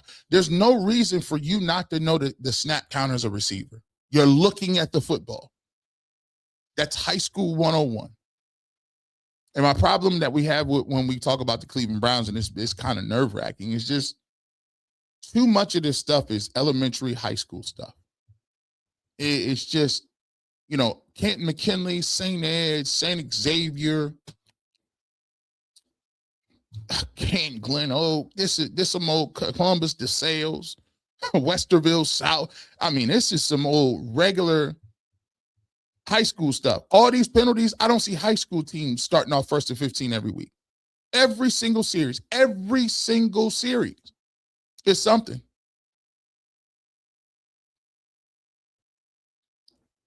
Someone tell the OC to counter aggressive defense. We talked about that. Brody's bottom line. Kevin getting 6 jobs after the Burger King after Burger King, Applebee's, Taco Bell, Fridays, and McDonald's.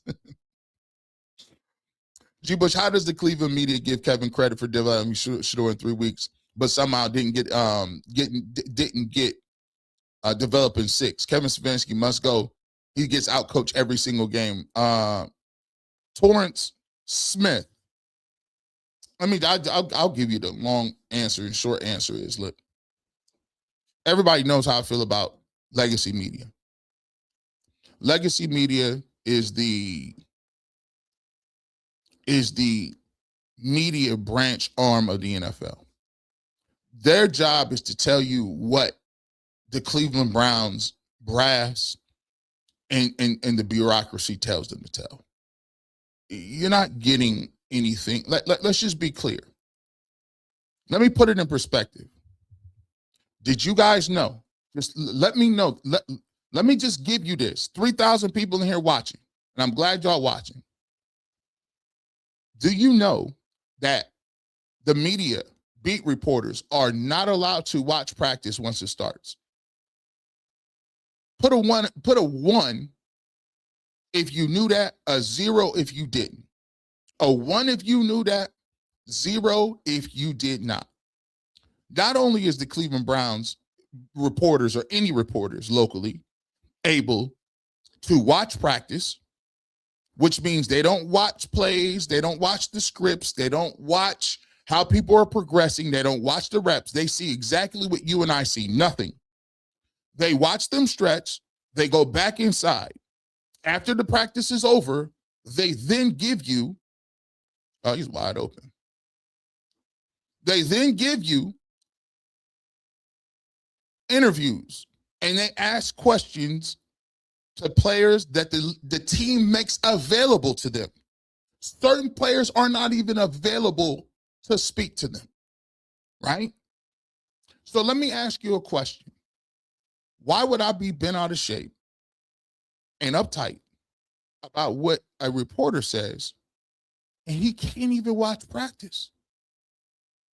And then put it into perspective, they're not watching all 22 film after the game is over.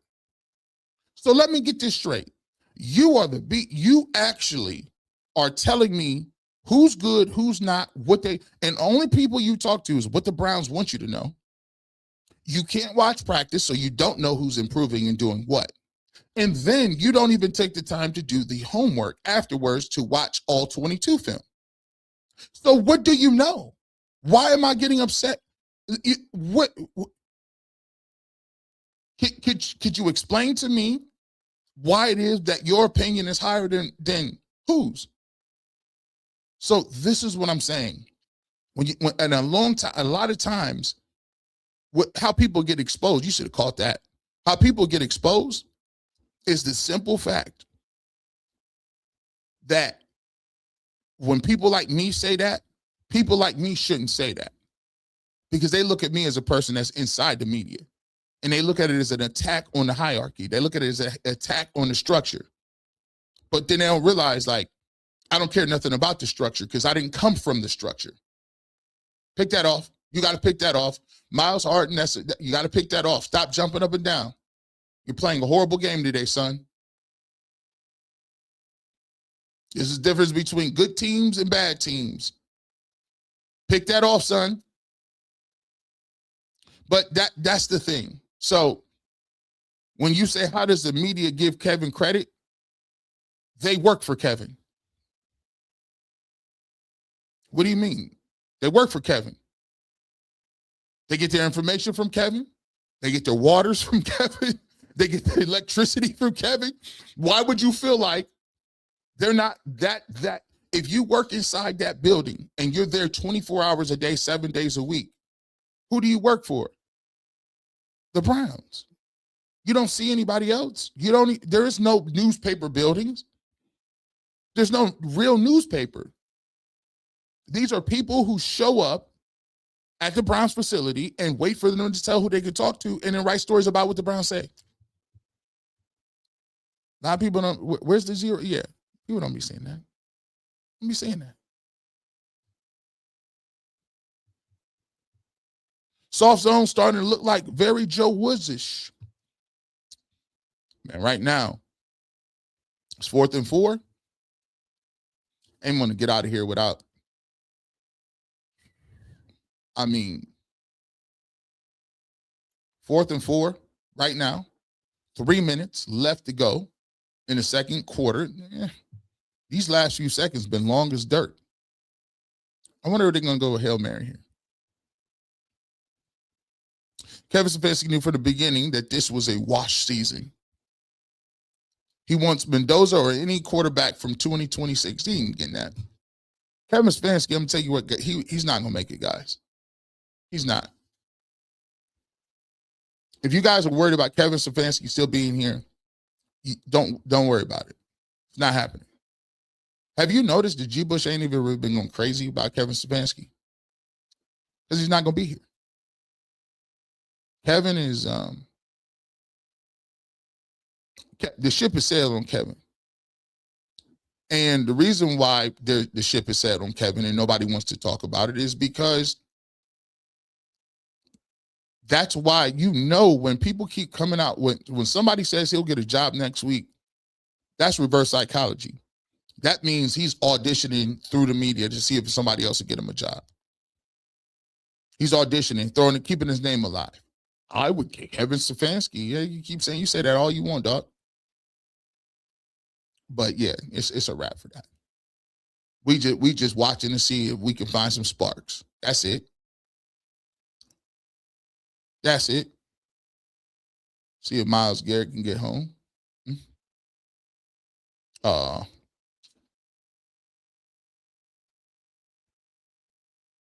They not here. Well, that's the halftime. After a couple hook and laterals and all that good stuff. Oh, Caleb Williams, you hurt? Oh, Caleb Williams, you hurt? Not that I want anybody to be hurt, but he hobbling. First half stats. This is nasty work. Let me get the stats ready for y'all.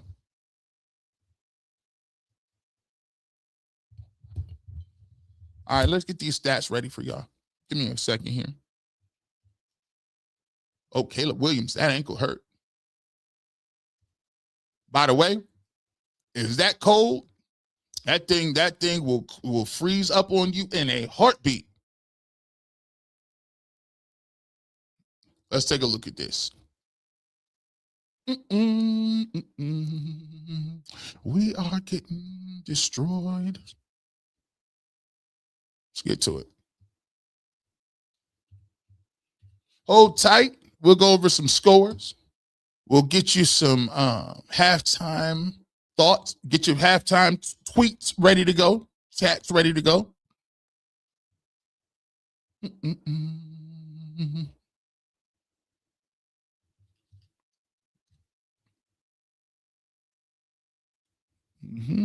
See this. Let's see. All right.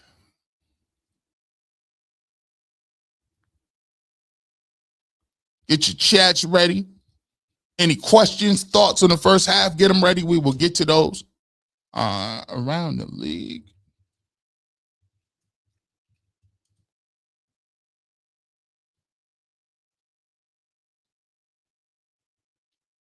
And then, okay, see what we got. All right, here we go.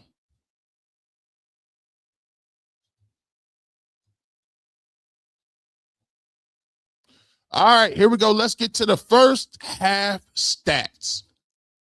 Everybody involved, first half stats. Let's go over them. We got it. 14-0, Chicago Bears. For the Cleveland Browns, Shedeur Sanders, 410, 54 yards, 5.4 yards, no touchdowns, no interceptions. He was sacked twice for 17 yards. Quarterback rating of 57.9. Here's the problem. We've been getting to it a lot. Shedeur Sanders, the Cleveland Browns cannot run the football. Shedeur Sanders, 1 carry, 9 yards, leads the team. Quinshawn Judkins, 4 carries, 9 yards. His 4-yard carry is his highest. Harold Fannin Jr. ran a reverse for 2 yards. The Cleveland Browns have run the ball a combined total of 6 yards, or excuse me, 6 carries for 20 yards. Isaiah Bond does have 1 reception of 42 yards, a beautiful pass from Shedeur Sanders down the middle of the football field.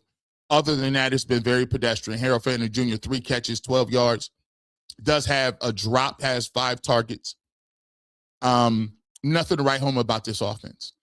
Let's talk about the Chicago Bears. Caleb Williams looks sharp. 12 of 18, 190 yards, 1 touchdown. Sack 1 time. Myles Garrett did get a sack. So he is I think he's 2 away from getting the record, 120.1 rating. Thing about Caleb Williams, however, Caleb Williams was nicked up a little bit. We'll be, interested to see how that tightens up on him. It's very cold outside. Does Caleb Williams come back into this football game? He got hit the last play of the game, hobbled off the field with looks like a right leg injury. Left leg. Couldn't put that much pressure on it. Left leg, he's hobbling a little bit. So we'll see how that works out as well. Let's get to the rushing effort. DeAndre Swift has been effective. 9 carries for 42 yards, 1 touchdown, 4.7 average. Monange, he has 8 carries, 29 yards. He's been effective in the run game. You see the Chicago Bears in the way they spread the ball around. Their versatile offense. Luther Burton, the third, 5 catches, 78 yards. You take a look at Colston Loveland, the tight end out of Michigan, rookie, 3 for 54. DJ Moore, veteran receiver, 3 for 47 and a touchdown. Cole Kmet, the other tight end, 1 for 11 as well. So you look at the diversification in the offense. The Bears have been balanced. The Bears have run the ball well. They've thrown the ball well. They've mixed it in with the receivers, the running backs, tight ends. They've done a great job. And on the other end of the spectrum, Kevin Stefanski's offense looks like it's, let's say it again, boys and girls, high school. High school. Yes, it is high school. Let's talk about something else. Let's get to it. Those were the stats. First half stats so far. Let's take a look at around the league. What's going around the NFL scoreboard right now? The Patriots smoking the Bills right now at halftime, 24-7. That game's on CBS. Drake May has a touchdown in that game as well. Take a look at it. Jets and the Jaguars. Jaguars, remember, the Cleveland Browns have the Jaguars pick. Jaguars is balling. About a minute left in the second quarter, and Jaguars are up 24-10. Cardinals is getting smoked 23-7 with the Texans. That game is almost at halftime. The Washington Commanders, 19-7. Jackson Dart in the company with the Giants, they're down 19-7. Sorry, Rose. No, sorry, Bengals fans. I thought I read it wrong. Rosie's Ravens. Lamar Jackson. Is Lamar Jackson back? 14-0 over the Cincinnati Bengals. That game is about at halftime. Ravens up 14-0 in AFC North matchup. The Kansas City Chiefs in danger of missing the playoffs. That's kind of wild work. Never thought I'd hear that. They're up 13-3 over the Chargers. And then we have the Raiders. Your guy. We had him in camp. We thought he was the starting quarterback. Not so fast, my friend. Kenny Pickett. Put Kenny Pickett in. Kenny Pickett is the deuce. Psych. Raiders is getting smoked at halftime by the Eagles. 17-0. And, of course, our score here. Bears, 14. Cleveland Browns, 0. Let's take a look and see what people are doing. Anybody balling? Anybody balling? Anybody got some Anybody got something going on? Any fantasy games? Browns is looking crazy right now, by the way. Let's take a look at this. My thoughts on the first half, and then we'll go, and then we'll take a brief intermission. We'll be right back. I got to make sure I get my water in me, make everything to go. Make sure, though, by the way, make sure you're tuning in. Coming up right after this, at about the 2-minute warning, we will be over at UCSS. Me, Earl McNuggets, Mikey McNuggets, the 2-minute warning, like we always do. Make sure y'all pull up over there.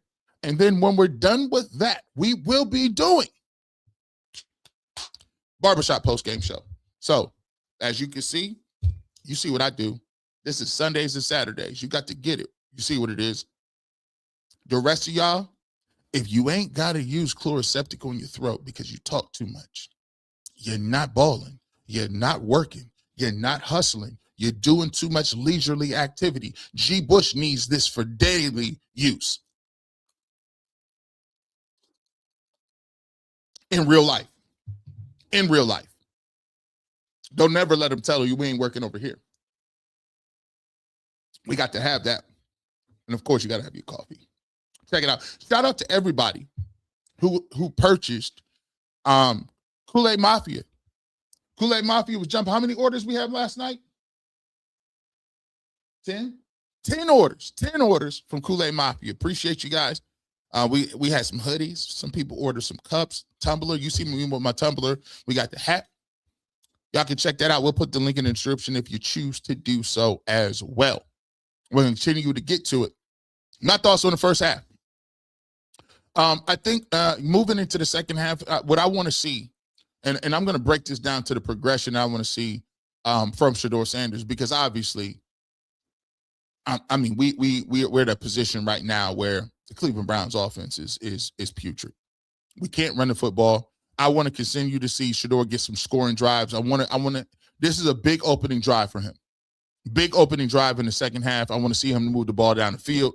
But when you can't run the ball, it's a little bit different. I think he's going to have to adjust to what they're giving him, which means I think you're going to have to throw the ball a little quicker. I think they're going to have to get the ball out. I think they're going to have to make sure that they can do some things to not have these long drops, because the receivers are just simply not able to get deep and to do sort of thing. And they got to find out a way to run the football. I mean, if you're going to run the ball and it's 6 yards and you got 6 yards and you're trying to, that's not going to help you. So I want to see at least try to be creative in the run game. Give me some short stuff, because pass protection has a premium. And for the defense, guys, after the first drive, you kind of bowed up a little bit. But if you're the second-ranked defense, like you guys are preaching, and you guys have said, you're missing Malik Collins, I get it. You're missing Denzel Ward, I get it. But you got to be able to bring the fight. Shelby Harris, Mason Graham, you guys got to be more stout in the run game. They're getting what they want. You're getting a lot of push up front, and what you want to do is you want to get this football, go down, score a touchdown, and then make them have to worry about you, right? The problem with the Cleveland Browns is usually they're a better first half team. Let's see if they can put some stuff together in the second half and to get some points. Big time drive coming up here as well. Let's get to some super chats really quickly before we take a quick break.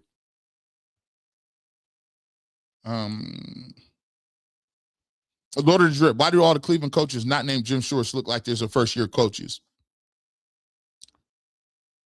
Because they're just not very competent. OG Powers, these pigeons on the field get on my last nerves. Remember that song, No Pigeons? The reaction to No Scrubs?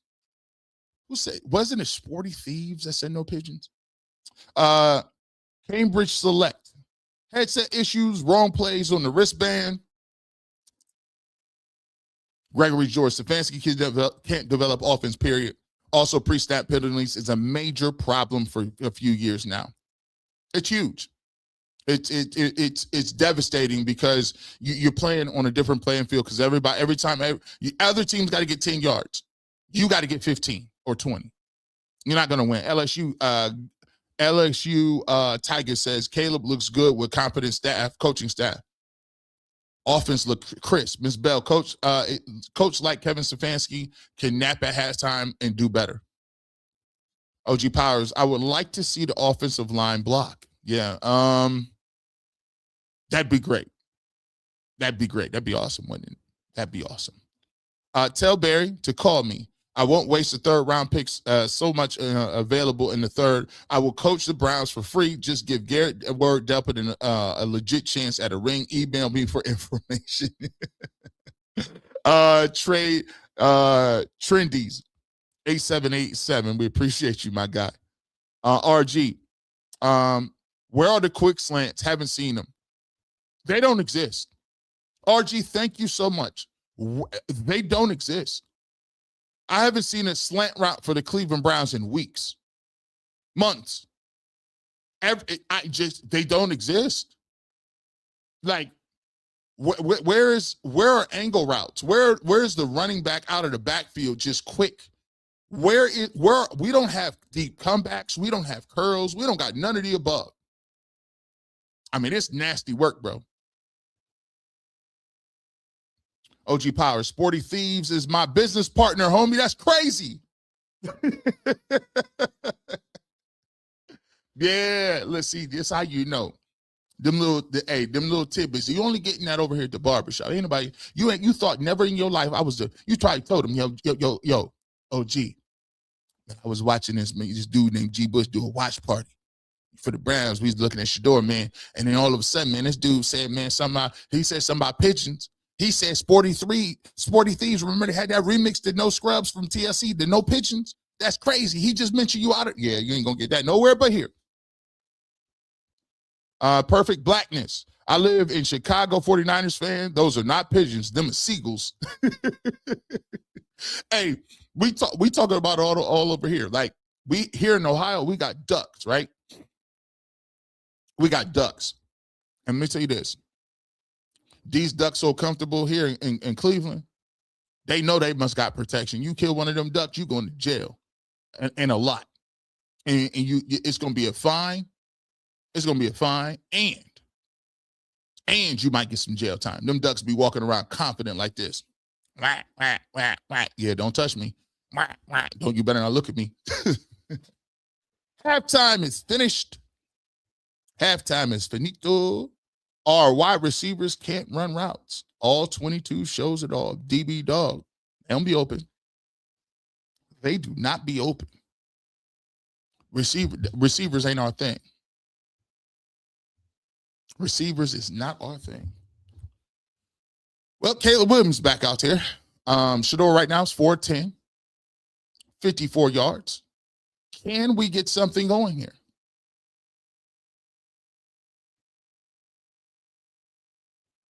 Hit in the backfield. No, we can't. Like we just, like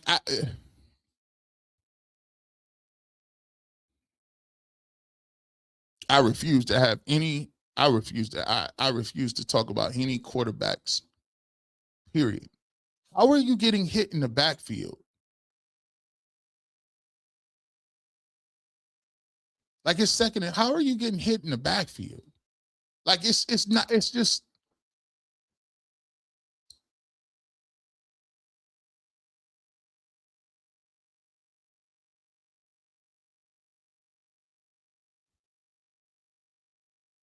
You jumped that.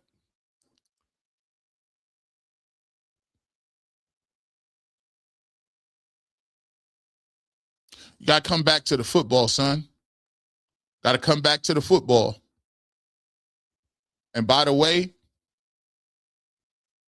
why is our tight end on a corner? Where are the receivers at? Like, that's not a I talk to Tyvis when we talk about it all the time. That's not a mismatch. A corner on a tight end is not a mismatch. He's going to lock him up all the time.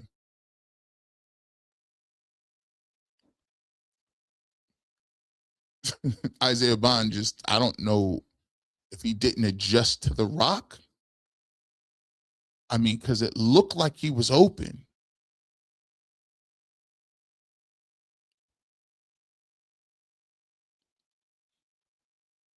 He didn't even know where the rock was.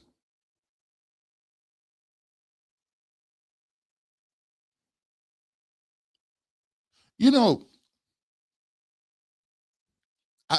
is Cedric Tillman playing? Is Jerry Jeudy playing today? Is he out here today?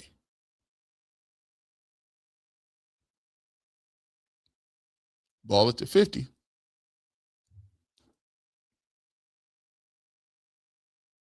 And here's another thing too. I don't think people can understand this enough. When you can't run the football and you've been scared off of running the football, you are in trouble. You are in trouble. You are in trouble. The Cleveland Browns might want to draft 17 linemen. I don't want the Cleveland Browns to touch a defensive player in next year's draft. None of them. Don't tell me about best available. Don't tell me about this guy you thought is Caleb Downs. I don't care nothing. If you play defense, you're not even on my board. Not even on the draft board. I'm not drafting. I might draft 4 linemen and 3 receivers. By the way, Jamari Thrash just got waived. I mean, we can't get gracious. We can't draft a receiver to save our life. We cannot draft a receiver to save our life. And let me just show you something real quick, just so y'all can understand if y'all ain't really been posted up. Let me show y'all. So let me pull this up. This is the run blocking grades against the Titans. Your starting center, Ethan Poaches, got a 39%. Now, let me just tell y'all something. This is on a scale of 1 to 100. So just think, if your son or daughter came home from school and they gave you a test, they said, how did the test go, honey? He says, yeah, it was a tough one. I got an F. You're like, what? You got an F? He's like, yeah, but it wasn't even no high F. You know, an F is like 59, right? You know, F is like 59. He said he got a 39. You know how bad a 39 out of 100 is? But not just one person. Ethan Pochich, he's done for the year, but his run block grade was a 39. Cam Robinson, who's playing today, his run block grade was a 45. Tevin Jenkins' run block grade was a 46. Luke Whippler's was a 47.9. Joe Batonio was a 50. So you telling me all 5 of your offensive line, all of them, graded out as an F? Think about that. All 5 linemen graded out as an F. And your best lineman, KT Levinston, he was a D at 64.4.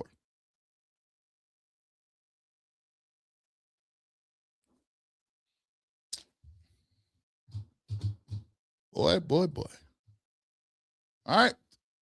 Bears got the ball back at the 50, 2nd and 7. We'll go through a super chat right after this. Let's see if the Browns can get a stop. Nope, they're just going to run the ball. That's another 4 yards. Brings up 3rd and 3. Let's see if the Browns can get off the field. Let me see. Miss Melody, could it be the Browns defense is overrated? Yeah, it could be a thing too. That could be a thing too. OG Powers, the Ducks in Cleveland being gangs. That's a big tackle right there. It's a great tackle right there. Who's that? Shelby Harris. Way to make a play. Way to make a play. 4th and 3. Super sticker we played. Appreciate you. Made by love. We appreciate you. RGUK 2FF. Looks like the Bears might be going for this. They disrespecting y'all.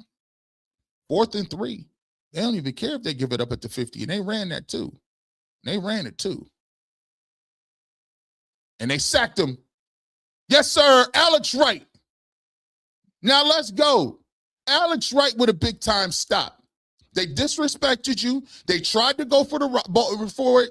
You got home. Shout out to Alex Wright. There you go, Alex Wright. You got the ball at the 50. Let's dial something up, Kevin. Now, let me stop saying Kevin. Tommy Reese running Kevin's playbook. Let's dial something up. Let's keep going. We don't talk enough about Chad O'Shea. I swear to even the bad receivers, regardless, under this man. What does he do? Nothing. He should have been a dude that was out with Joe Woods. We talk about we should have had this man, Chad O'Shea. I don't know if he owns stock somewhere, if he got some pictures that's compromising. I don't know how this man is still here. Trendies says, name pronounced Trendez. There it is, man. Thank you. If I be destroying y'all's names, it's hard for these screen names. Just go ahead and pronounce it for me, and I promise I'll get you together. Trendez, keep speaking the real, fam. Here we go, Kevin. 15 scripted plays. Again, tell Andrew Berry to call me. P.S. Jamari Thrash is my cousin. That's crazy work. Are they going to sign him back? Jamari Thrash was getting all kind of run during the preseason. He was getting touches, and then the season came around, and it was started seeing Labradine. LSU Tiger. Doesn't make sense for Cleveland to draft quarterback behind that offense line. Prime Vic wouldn't even survive that O-line. Now Quinshawn looks bad. Learn from Cincy with Burrow. Litbag 9. Don't forget Kevin Stefanski still has the final say when it comes to play calling. Notice we ain't running the ball. Bye-bye, Kev. We can't even run the route right now. We can't even get to it. Can't get to it. Can we get a touchdown right here?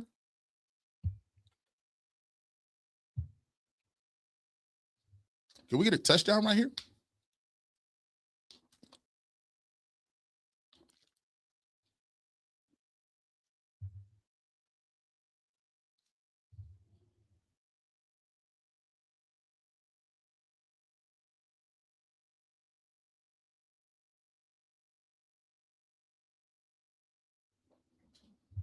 Let me put. There we go. I'm trying to figure out how any QB could survive with no run game, sad offense line, 12 men on the field, 12 men on the field by the coach. It's so cold on the screen, I gotta put chapstick on myself. First and 10.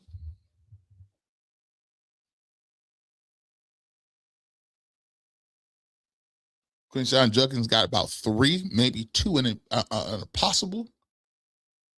Second and 7. This game, woo. One of them.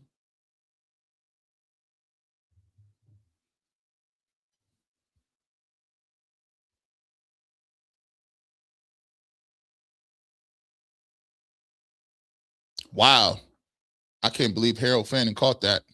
That is a heck of a job. The fact that Shedeur Sanders did not get sacked with this, it's just making something out of nothing. They blocked the ball, getting pressure up his middle. That's a crazy throw to throw with somebody on your back. Look at this. That's enough strength. That's crazy arm strength to be able to throw that ball. Is tricky, but that's just making a play. Second first down of the game, showing a little heart. We need one right here. Need one right here, especially if you want your defense to keep fighting. We need to get a 7 on this board. See if we can get Junkins loose. The KT Livingston, you're standing up watching somebody, your man. This is why. This is crazy. I mean, these guys are, it's just, I mean, he's getting his butt kicked so quickly. Sorry, it wasn't Livingston. It was, what's the name? Excuse me. 68. Sorry. That was your cousin over there getting his tail whooped.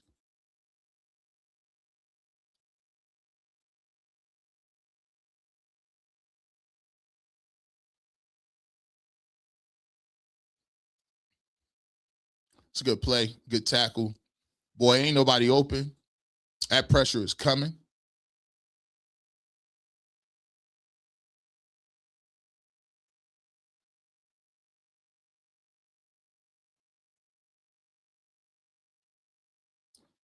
Third and 10 right here. Third and 10.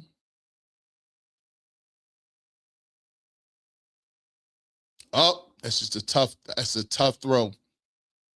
Missed him.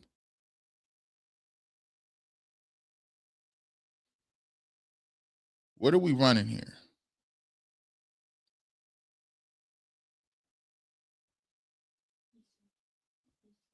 Let me see.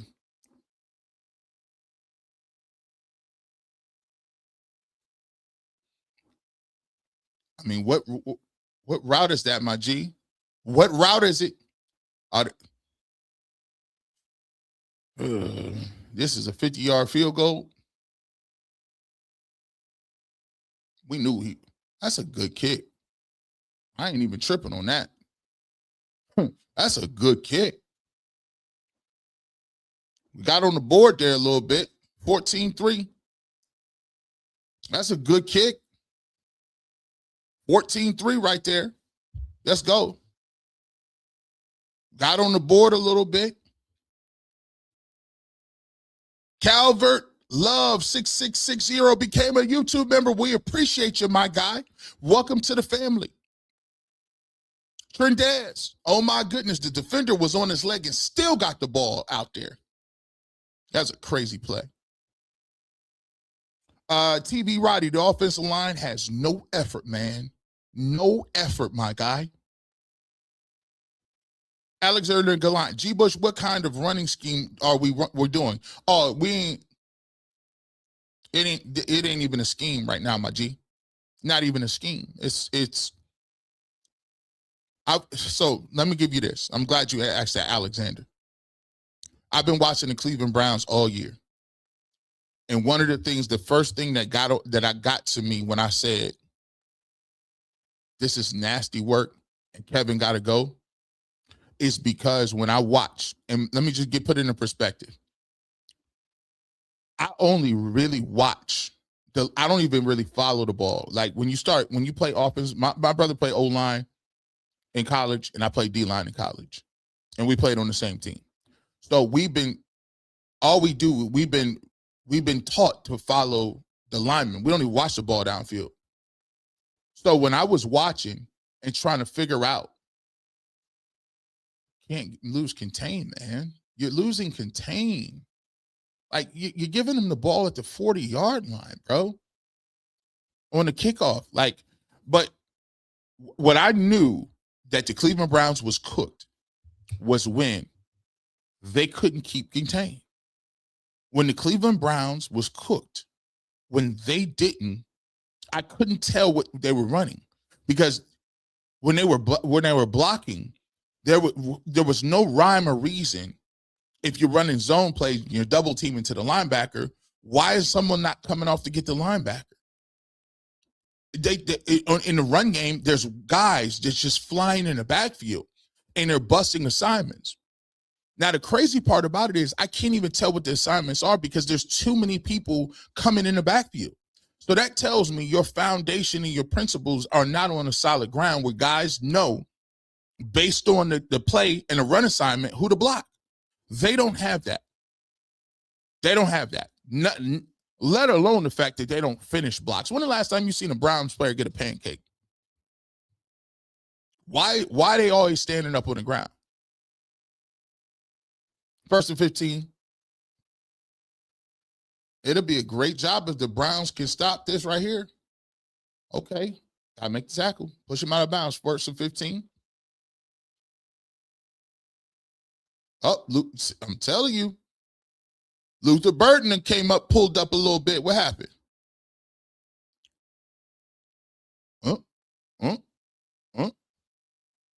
Tell you what. That weather effect. Hey, Miles Garrett, what you doing over here?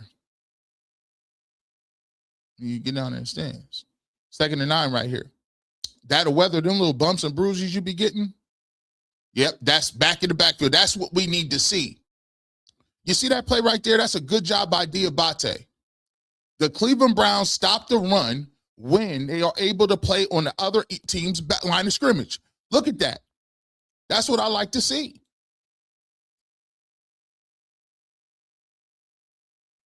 It's about changing the line of scrimmage. The team that is going to displace the other team. And if I'm going to play on your line of scrimmage and I'm changing and I'm moving downhill, whether I'm an offensive or defensive lineman, that is going to change how we run these games. It's 3rd and 7. Now it's time to get off the field. Here we go. Here we go. Here we go. That's the way to give us some energy now. Oh, Miles, you banged up a little bit? Look, they say, you good, bro? You straight? Tell you that weather, that's a good 3 and out right there. That's a good 3 and out right there. RGUK2FF. That was a post that was a post that they sat on.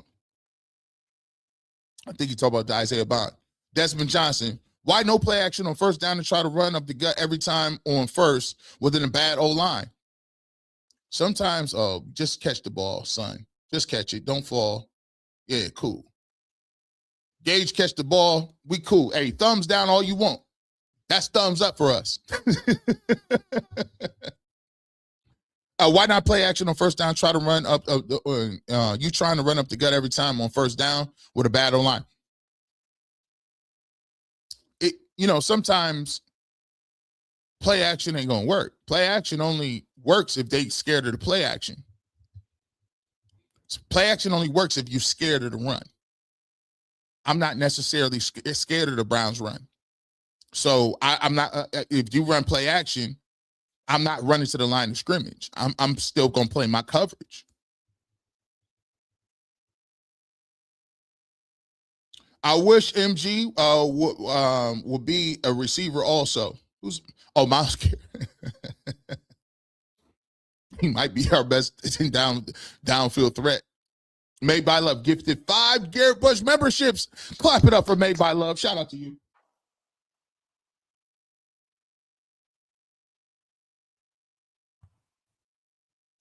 Can you guys hear that? Did you hear that? No? How come it didn't play? I got to work with my sound engineer. We got to figure that out. But Made by Love, we appreciate you giving those 5 memberships, man. We appreciate that. Chef Shay, are we ever here before 14-3, LOL? Was 14-3. If we can get some more points on the board. By the way, shout out to the defense. They've been playing well since we went down 14-0. It's uphill battle. It's cold. It's a stout defense. Let's see if Shador can get us in the end zone here. The routes this year have been uninspiring all year. Sometimes they are all running next to each other. Sweetie 30 says on a super chat, we appreciate you. Listen, the offensive spacing is bad. The route combination and the route tree is confusing, and there's no easy available options readily available. Where I like to have it is, if I'm running an option, I want a short option, a medium option, a deep option, and an option if they blitz. I want an answer for all 4 levels of the football field, right? And sometimes the Cleveland Browns don't seem, they have multiple times and multiple plays where there's no option readily available. So you ended up with a chance to have negative plays. And plus, you can see when you got a tight end spread out as a receiver, that's tough, man.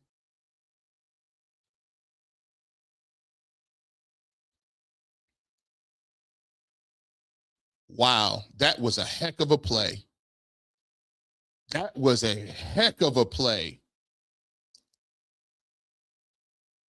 48 drop. That was crazy. Let me see what happened. They run play action. They get to his back step.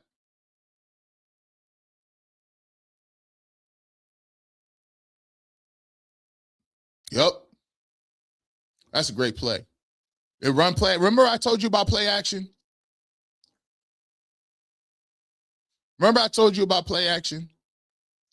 Play action only works when you respect the run. And in that play, there was no respect of the run. He played the pass game and played the passing lane because he knew there wasn't a chance they were running the football.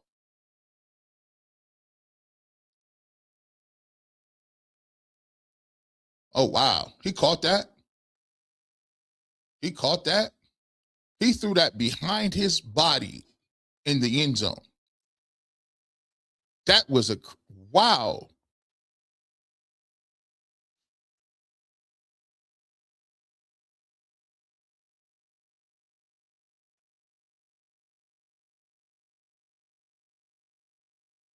Oh, wow.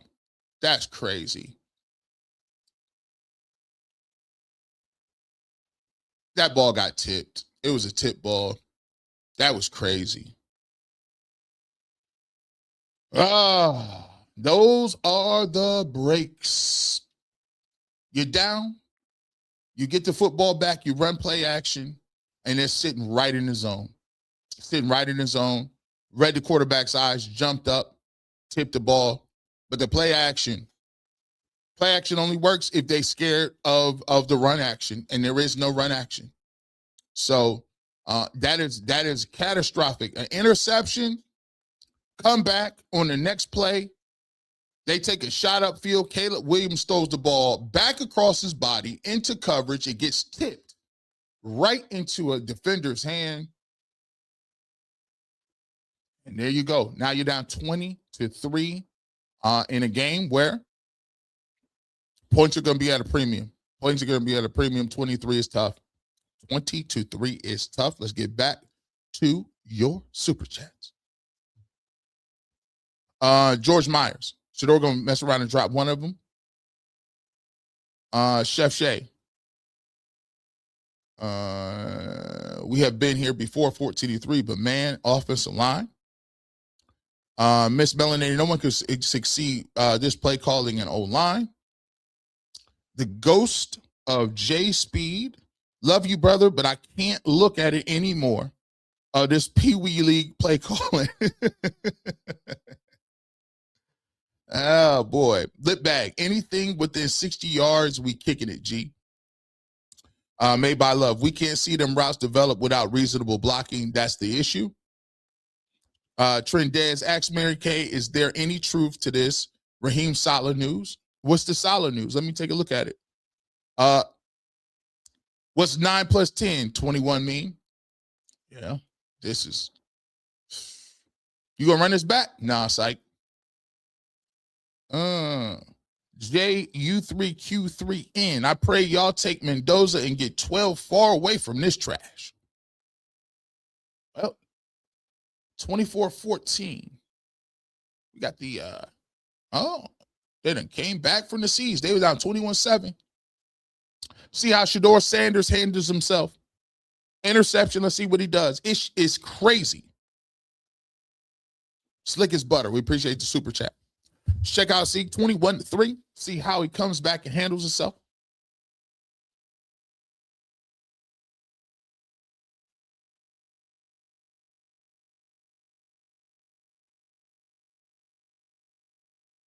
They're getting contacted in the backfield every single play. It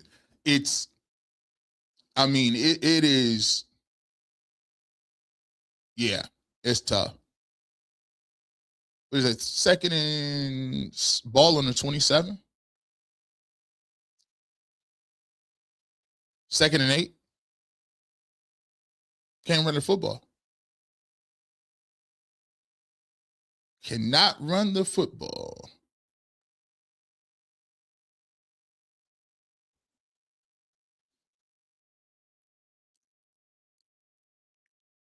That is a crazy pass. That is a crazy ball to Isaiah Bond after he got smashed. That is a crazy deep ball. Big time throw from Shador Sanders, man. Look, listen, you say what you want. He got heart, bro. He got heart. That's a perfectly timed ball. He got heart, bro. That's a big time throw right there.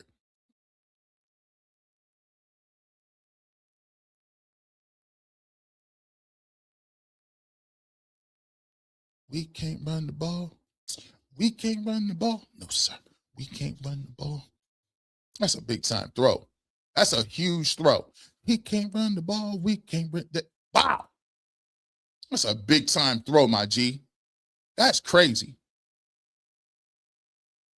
All we need is a couple. In that win, all we need is a couple, man.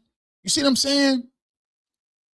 If we just give me some time, a little bit of a run game, a couple of receivers, man, we could cook.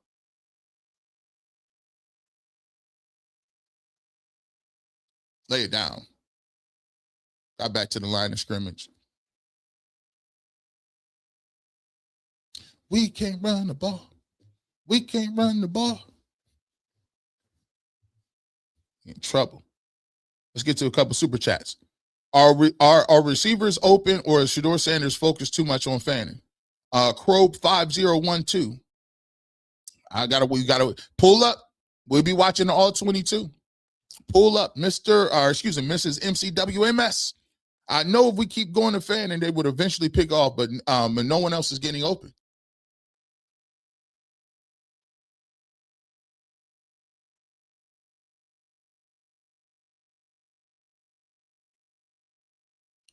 That is a heck of a football. Did he pick that off?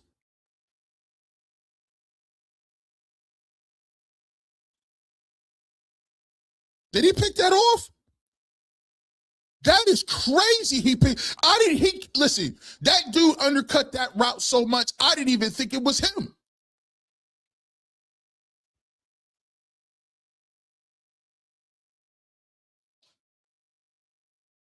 What? How did he? Oh, come on, Jerry Jeudy. The ball hit you right in the face. You got it. And he stole it from you?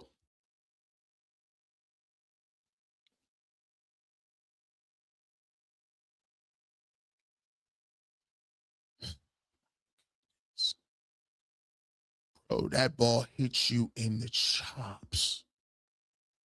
That ball, he couldn't have put it on you no better.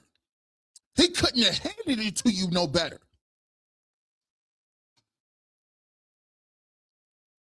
My goodness. My goodness, man. He couldn't have handed it to you no better.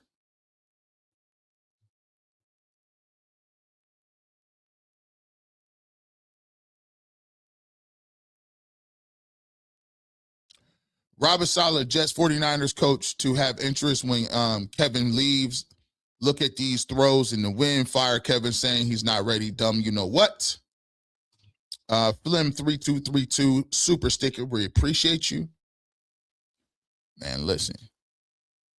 That was I don't understand, my G.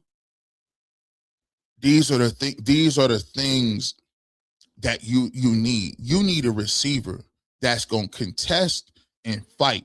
And you need a receiver that's going to say, when that football is in the air, it is my ball. It's me. I'm giving you an opportunity. I'm giving you a chance.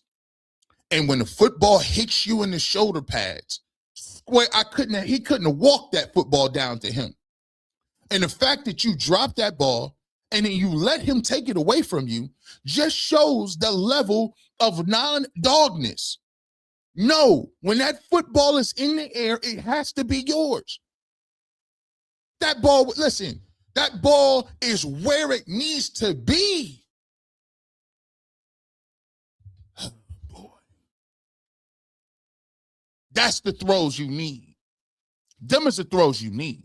All that check down stuff, that's the throw you need. That is a big time throw, Jerry. I said, I can't believe you what happened? Wow. Slick as butter. Here come the one-word answers.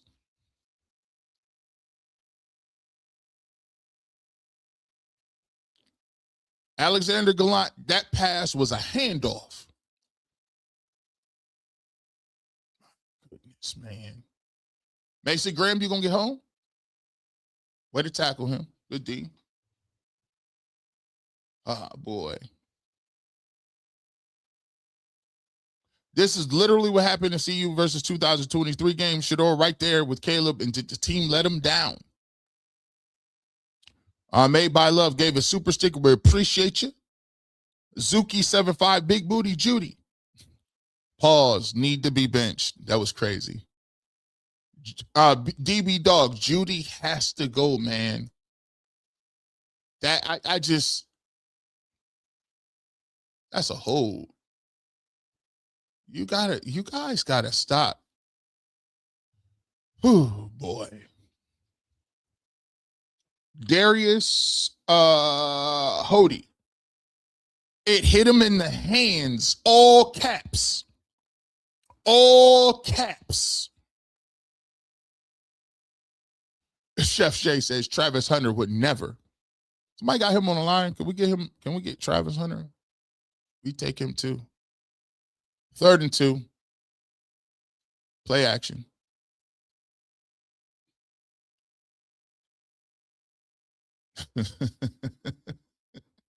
He evades. Is there a hold in the backfield?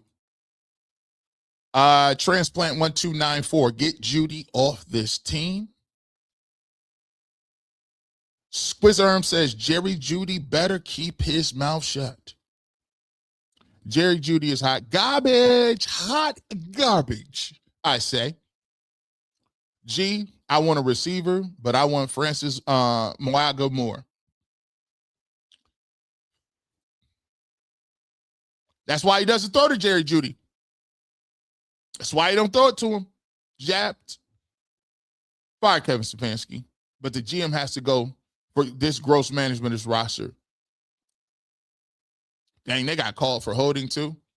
We have a disadvantage at almost every position. This is absolutely ridiculous. He has to catch the ball. Shaking my head.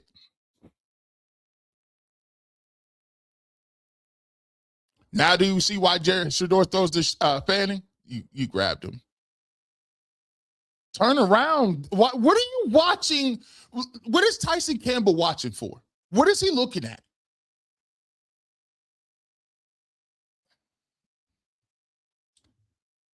The spaded Joker. They're gonna bet. I don't care what they blame. Again, oh, you got blocked. That's a good play call too. That's another 10. They're gonna blame 12. Hey, listen, man. That's another thing too, man. You gotta stop feeding into what the folks gonna say, and they're gonna blame this person and blame that person. Man, look. Real ones know what happened when we watching the football. Real ones understand what type of time it is. That ball was right on that man's chest. It hit him right in the stomach. And it slipped down his chest and got an interception. Second time Judy dropped a touchdown, caused a pick this season. Dropping touchdowns, bro. A touchdown. Now we getting gashed. Let's get to it.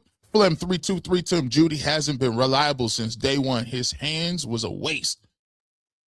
After that, I gotta go to the Cardinal tape first round. Rod knows. He said, nah, dog. Give me. Listen, let's get it to it the first round. Hey, Izell 80. I'm still questioning the grand pick. Listen. These are the type of games where you're gonna have to question Mason Graham, because it's right now it's 2nd and 5. It's 2nd and 5 every time. They getting whatever they want up front. You gonna get home? Ran away from Myles Garrett, Caleb Williams. Now he's scampering around. We will see LSU Tiger. Will we see DG in garbage time? Under no circumstances. Under no circumstances. There was no point in playing Dylan Gabriel. No more. We got throws this game Dylan Gabriel couldn't have made. There's no chance, and you know what we see in Dylan Gabriel. Matter of fact, we're going to stop referencing him. We stop referencing that. Damn, Judy and hi, S, you were the man, homie. Hey, that's funny. Damn, homie. In high school, you was the man, homie. What happened to you? At Alabama, you was the man, homie. Bears spent $80 million on their O-line. Say that again, J-Mac 2104. Say it again. Say it again. You spend money on the offensive line. You spend money on and Roman Duze didn't even play today. But you done seen what they do. Luther Burden, they drafted him. The Browns could have took him. Right? More. You see what it is with them. 2 good running backs. 2 good tight ends. Oh, you got cut up outside. He's wide open. He's wide open. Now they just moving down the field. You got cut up, diced up. Cut up, diced up. Yeah. Outclassed today. You were You get hit in your ankle? This hurts too. Watch this hit. Ooh. Ooh. In the cold weather, that's tough. That hurts.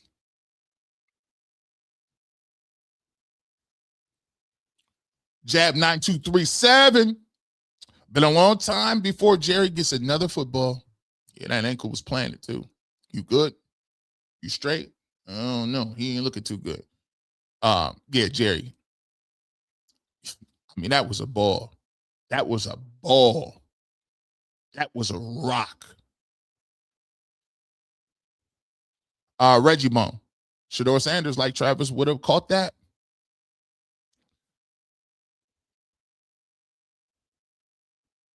Michael Holder. That was one of the prettiest throws all year to Judy. I jumped out of my seat. I said, that's a crazy, but I said, what happened? What happened? Oh, it just slipped down your chin. It's crazy. Keep up the good work, brother. The future is bright for the barbershop. Cousin Bill, we appreciate you, my guy. We just over here trying to put on for the city.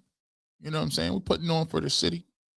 Cole Kmet walked out of the game, 6'6", 257 for Notre Dame, walking into the big. By the way, the fact that they got multiple dudes, they got Smythe too. How many tight ends do they got? He's solid too. Caleb Williams, 16-23, 233, 2 touchdowns. Yeah, it's one of them. It's one of them. He might go and put us out of our misery right now. Oh, he was open too. Yeah. Yeah. This is one of them games where you start to see the talent differential. You know, and I've always talked about it as wide receivers. Say, you know, Jerry Jeudy is cool if you're a second or third receiver. But if you're your number one receiver, you in trouble. You in trouble. Up, they downhill right now. Right now. You see that? You see that? You see that? Touchdown. Can't get off no blocks. You cannot run the football. I hope the Cleveland Browns understand this. I hope the Cleveland Browns understand and watch this game. There are levels to this. Watch this. 2 tight end sets, right? Downhill now. Let's see.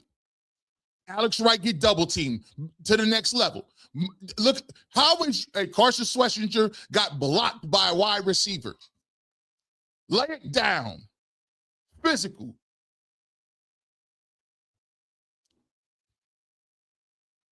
That's a nice run play. You see how that run play has structure? You see that there was a aiming point at where the defensive, where the linebackers and everybody was at. Did you see the point of attack? Watch this. He's downhill now. Nah, it's too late. Mason Graham get pancake. It's too late. Too many Browns on the ground. Downhill attack. Physicality. They got in 2 tight end sets. You notice they didn't get in 2 tight end sets and be cute. They got in 2 tight end sets, and we're going to run double team on your double team tight end and tackle on your defensive end. Then we're going to work that to the next level. We're going to work that to Schlesinger. We're going to work that to the backside.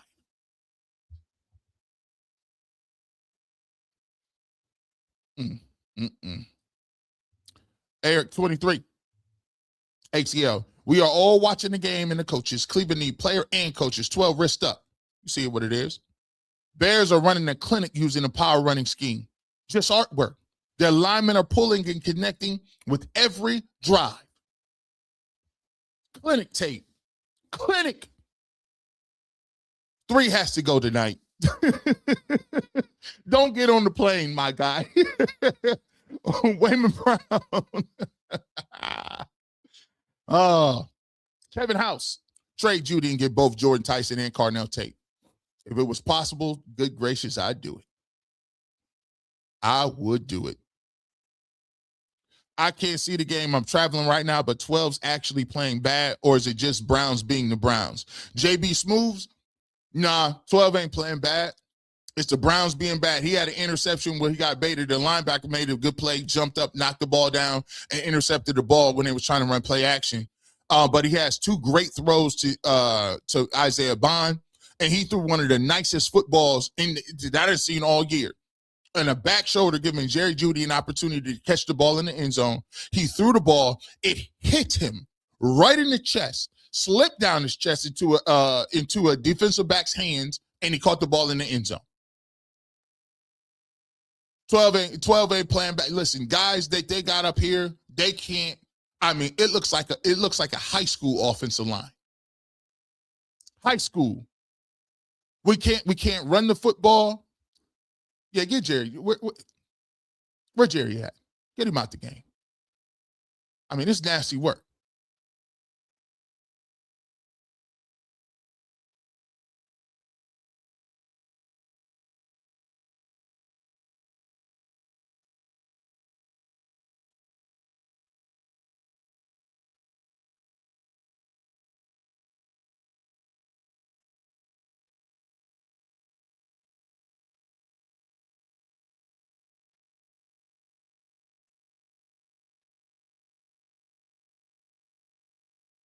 First and 10, throw to Jerry Jeudy over the ball. Looked like it was short.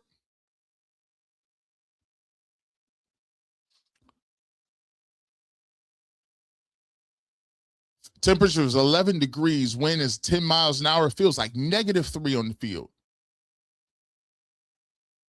That ball sailed. Gage Laverdane, the intended receiver. 3rd and 10.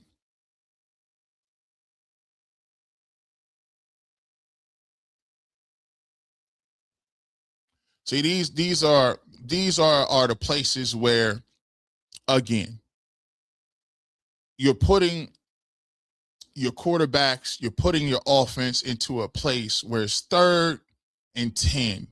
There is zero chance that you're running the ball. There's no screens. There's nothing.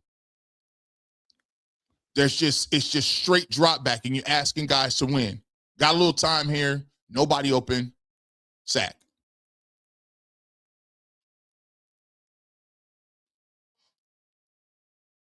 No time open. Sack. 4th down. This is what we call malpractice. Let's get to some super chats. No attempt to run the football? Not at all.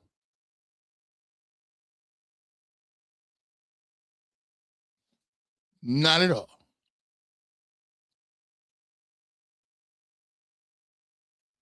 Darius Hoyt.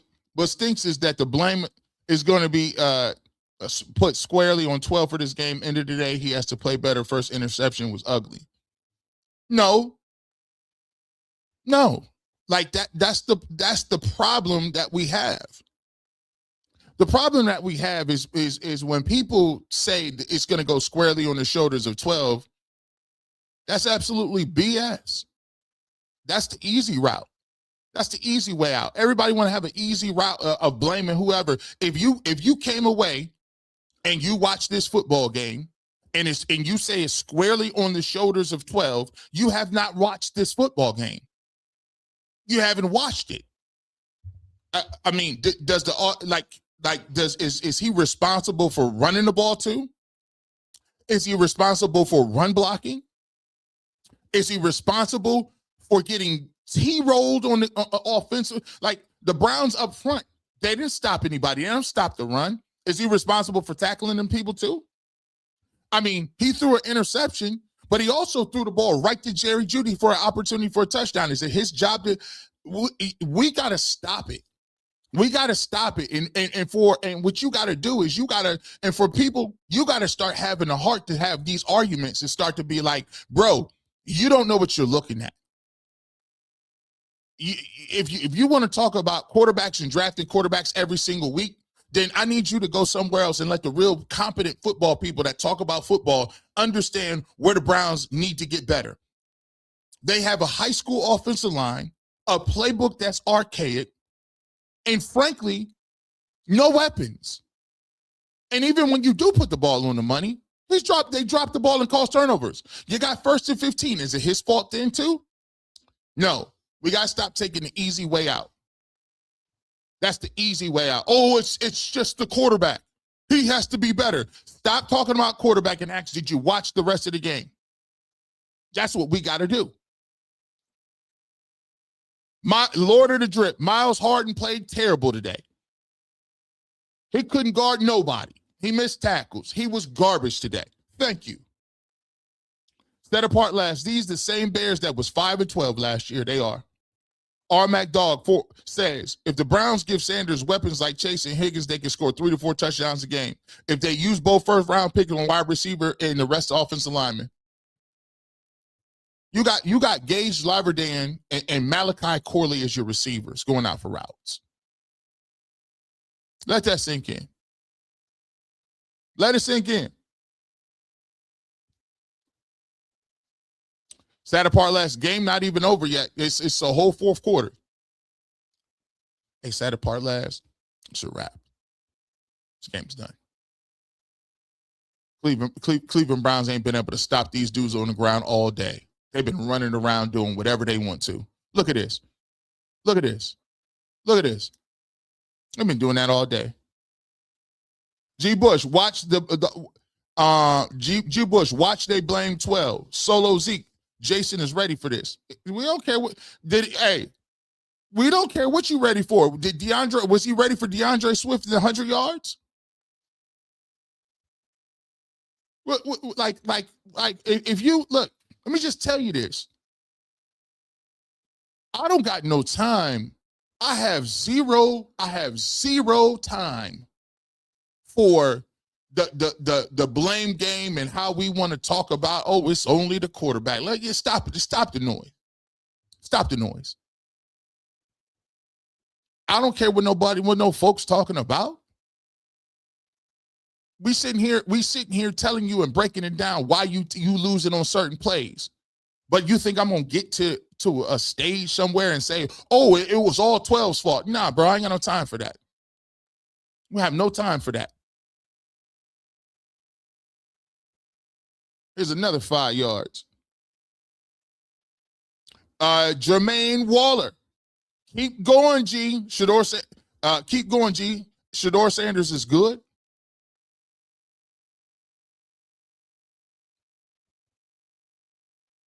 Hey, what Wayman Brown, old brother, simulate to the Super Sim. Super Sim. DB Dog, there's plenty of blame to go around. Oh, you know, plenty. It's a world worth of blame to go around.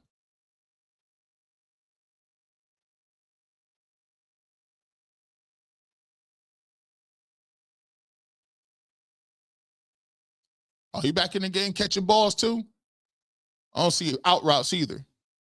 I don't even see no out routes.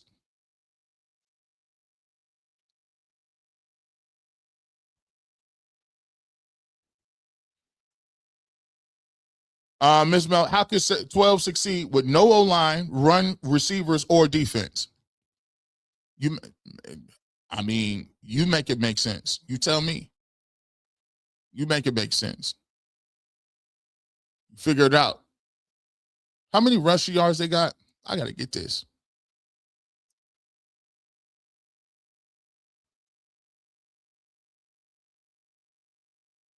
And then he got dragged down. Can we get an offensive pass interference?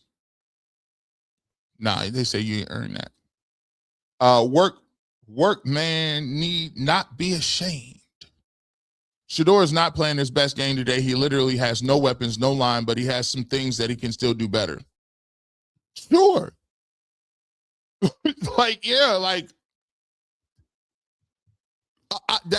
That's the wild obvious part, right? Is when you watch these games, right? He has no line, but he has some things that he can do better. Obviously. There's obvious things there. But let me tell you something. Let me just show you this. I want everybody to be understanding of it so we can get to a place. Let me show you. Let me tell you something. So I can break down this game so you can get to it. So you can get to it. Let me show you something.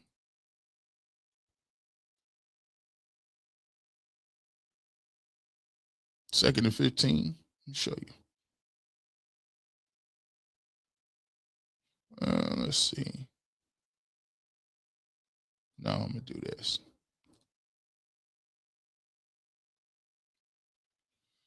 Do do do do do do do do do. Who's down? Sam Kamara? Okay.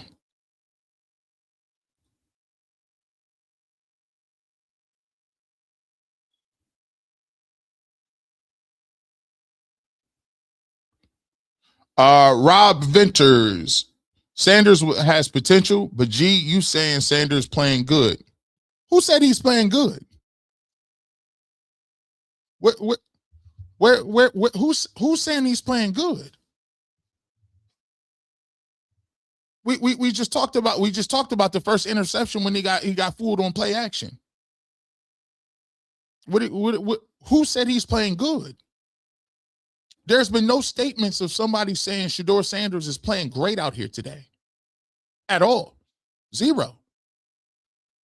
So, yeah, there are bigger problems than just 12. We need help everywhere. But yes, 12 has a lot to learn. The point and the problem that I always get to is this. We have been conditioned so much that we got to say, oh, it's 12. The first thing is, did 12 play? How good did 12 play? Did 12 play this way? Did he play that way? My point is this. We sit here, and I've been sitting here since 12. Look, by the way, I've been here before 12. I was here before Deshaun Watson. I was here before. I've been saying some of the same exact things about this organization, this coaching staff, and everything they've been doing. So when the first lead is, okay, well, you said, no, I'm not saying Myles Garrett with another sack, by the way. I'm not saying Shedeur Sanders played a great game today. I didn't even say he played a good game today. Actually, if you think, I think he played a below average game so far. But the point I'm making to you guys is, if the first thing you're going to start with is talk about the quarterback, he's the least of your worries at this point. Because I'm trying to break it down and show you, not as a layman, not as somebody that's just watching the quarterback position. I'm trying to break it down for you at a high level so you understand up front, you have no chance to win. I'm showing you the difference between what the Chicago Bears are able to do, the diversified attack, while they have receivers, multiple ones, and you have zero of that. Let me show you this, and I'm glad we got to this tweet. Let me show you this, because I was just breaking this down. This comes from a person in the trenches, right? Let me show you this. You ran the ball 11 times for 27 yards.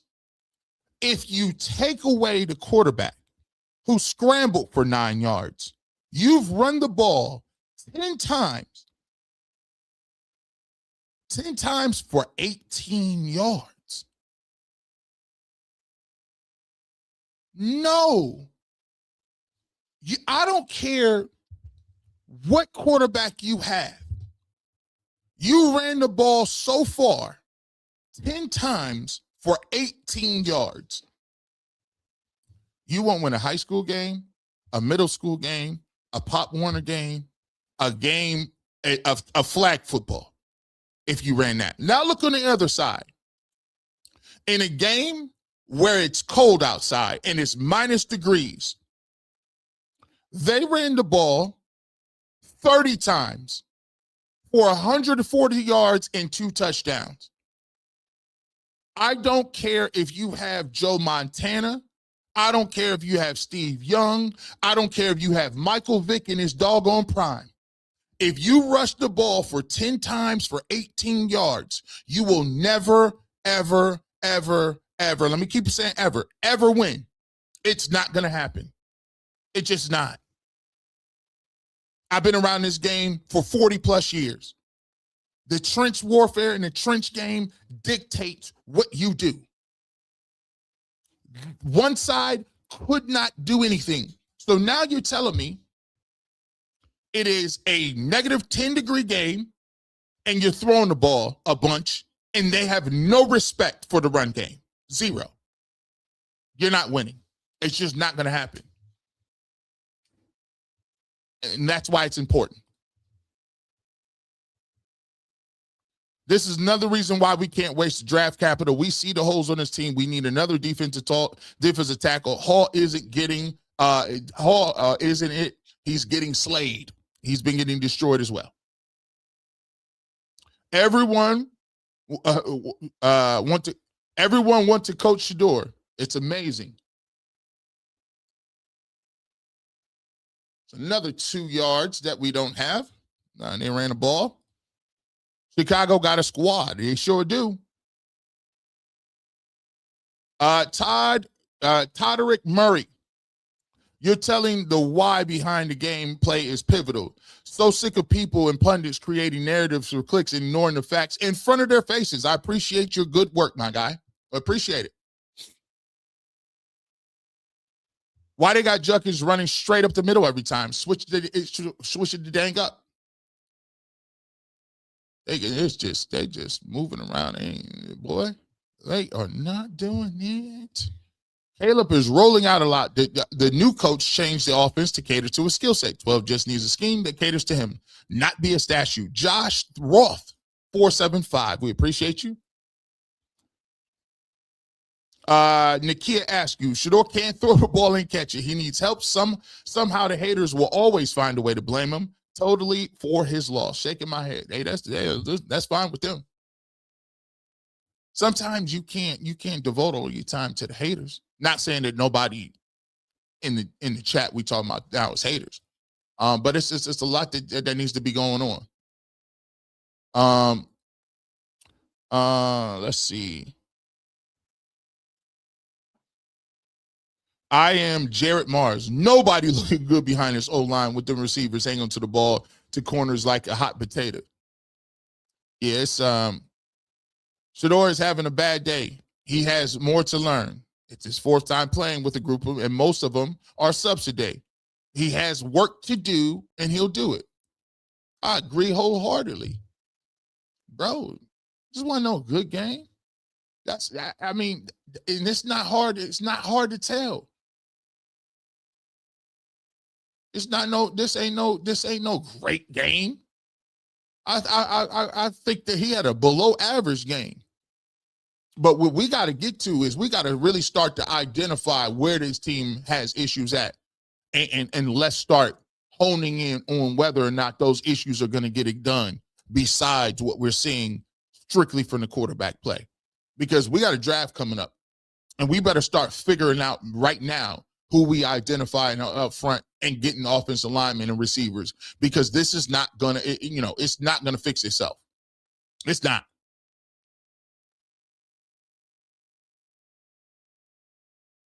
Oh, that was a pick. He underthrew that.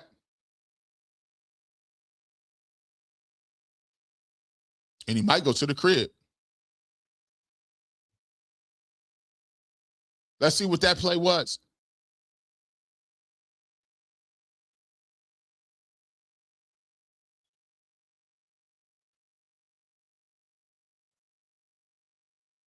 This is a deep out. No, this is a deep corner route. Oh, corner got up underneath it. I think he might have underthrew this. This is a cover two. Oh, he underthrew that rock, cover two. That ball fluttered up in the air. The ball got caught up in the air. You see it. That's a bad interception. That's a bad interception. Ball got caught up in the air. They was in a cover two. and he was able to come back and creep underneath that. That's 3 turnovers in a game. Not a good look.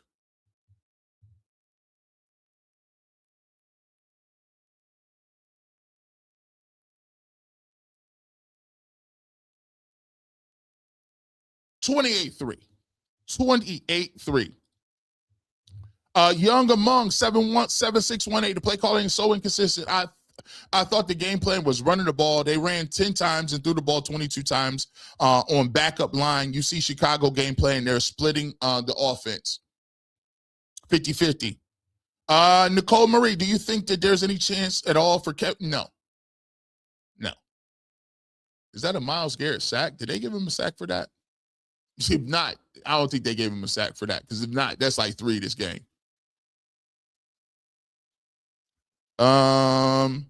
Terrence Monroe 7544.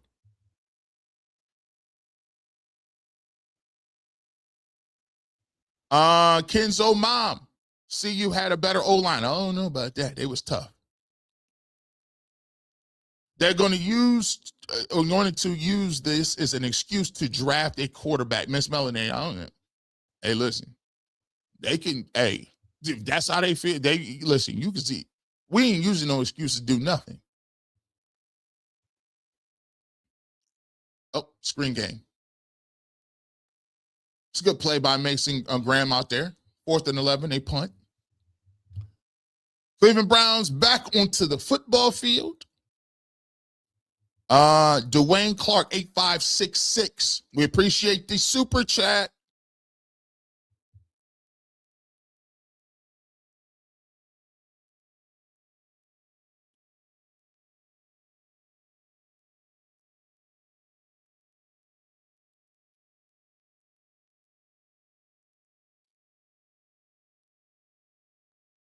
Let's see what we got. 28-3. Let's see if we make this. Looks like 31-3. 31-3. 41-yard attempt is good. Make sure you check us out. Did he get the record? Did they give him the record?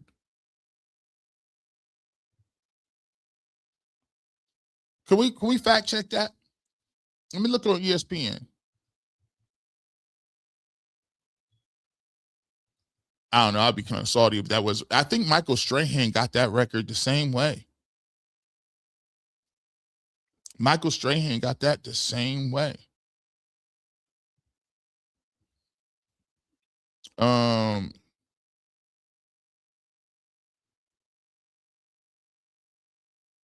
Let's see. I'm looking at Myles Garrett. They gave him a sack and a half. So I don't think they gave it to him.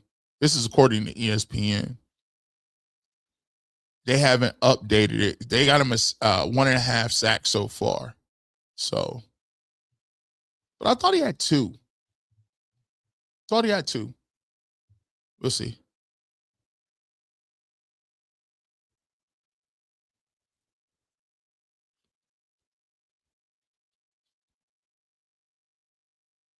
Leave Shador alone. Cleveland needs an O-line, wide receivers, and defense that isn't getting cooked. Shador trying to survive, no protection. A lot to be desired in this game. Sick fan base. Sorry, G. Bush.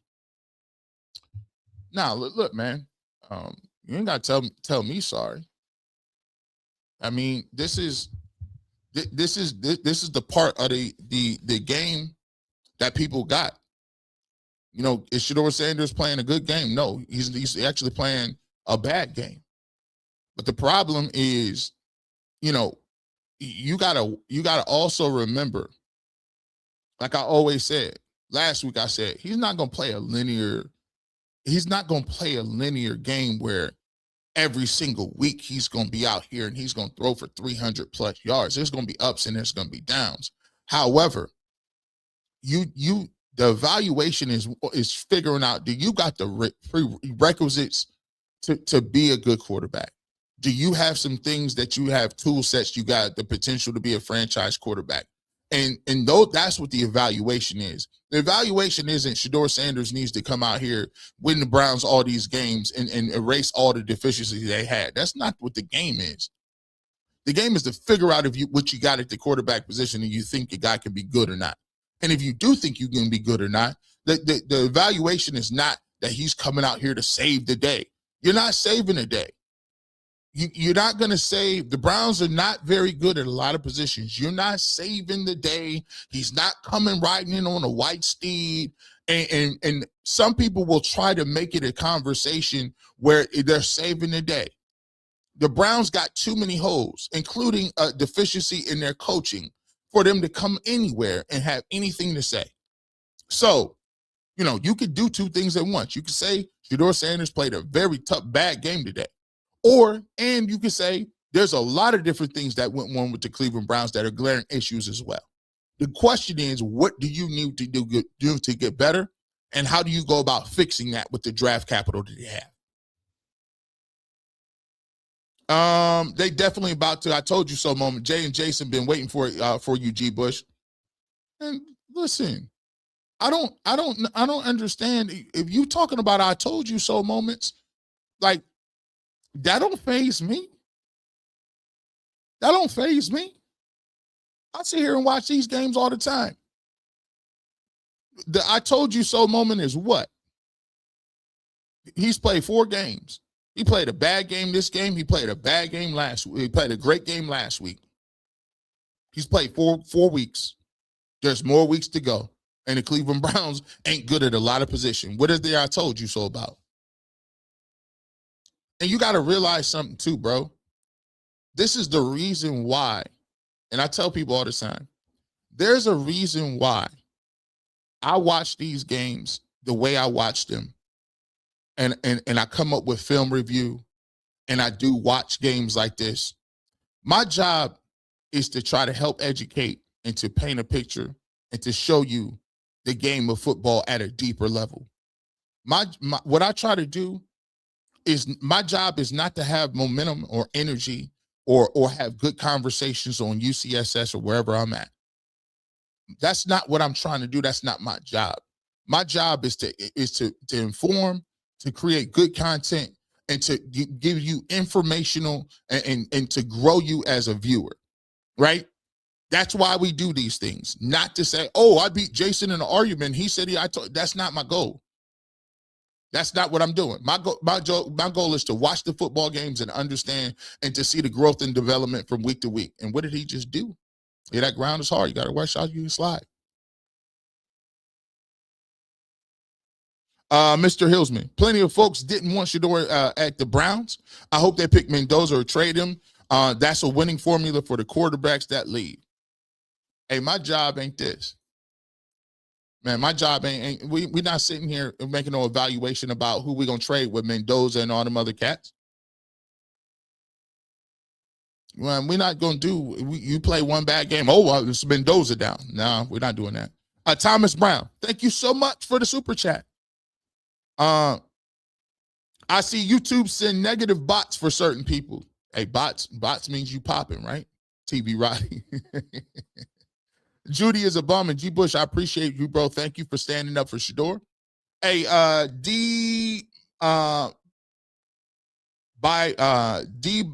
Deem by any means. We appreciate you. Oh.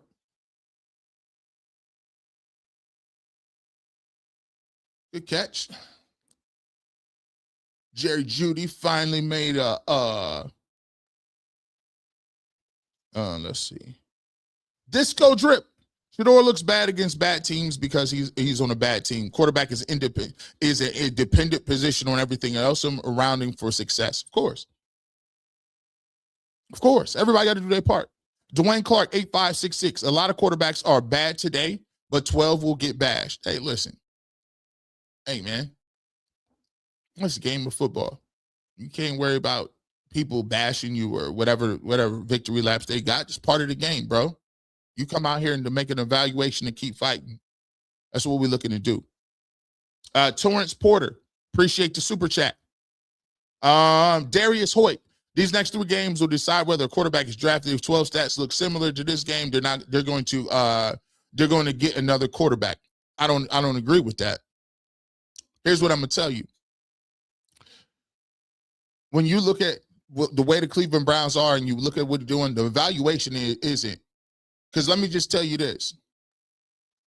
The thing that you're looking at is to go get you a quarterback and to do the quarterback shuffle that you guys want to do. What are you going to need to do? You're going to need to pick and package picks and put them up there. And you're looking at a skill set, whether you can develop and put some pieces around them to see what you can do. And the Browns need multiple pieces. Last but not least, Jeffrey Parks. Should all be okay. Browns are all beat up and bad. These turnovers overs coming because he's trying to do things. Nothing is going to work. With that being said, I got to go because we got to get to the post game. Make sure y'all pull up. I'm going to go over here, post game conversation, me, McNuggets, Earl. We're going to talk about it. We'll get to Shador. We'll get to a lot of different things. But make sure y'all pull up over there. We'll be over there in 2 seconds. With that being said, we appreciate you for the stream. We will get to you guys. All love. Thanks for pulling up. You're on the Barbershop right here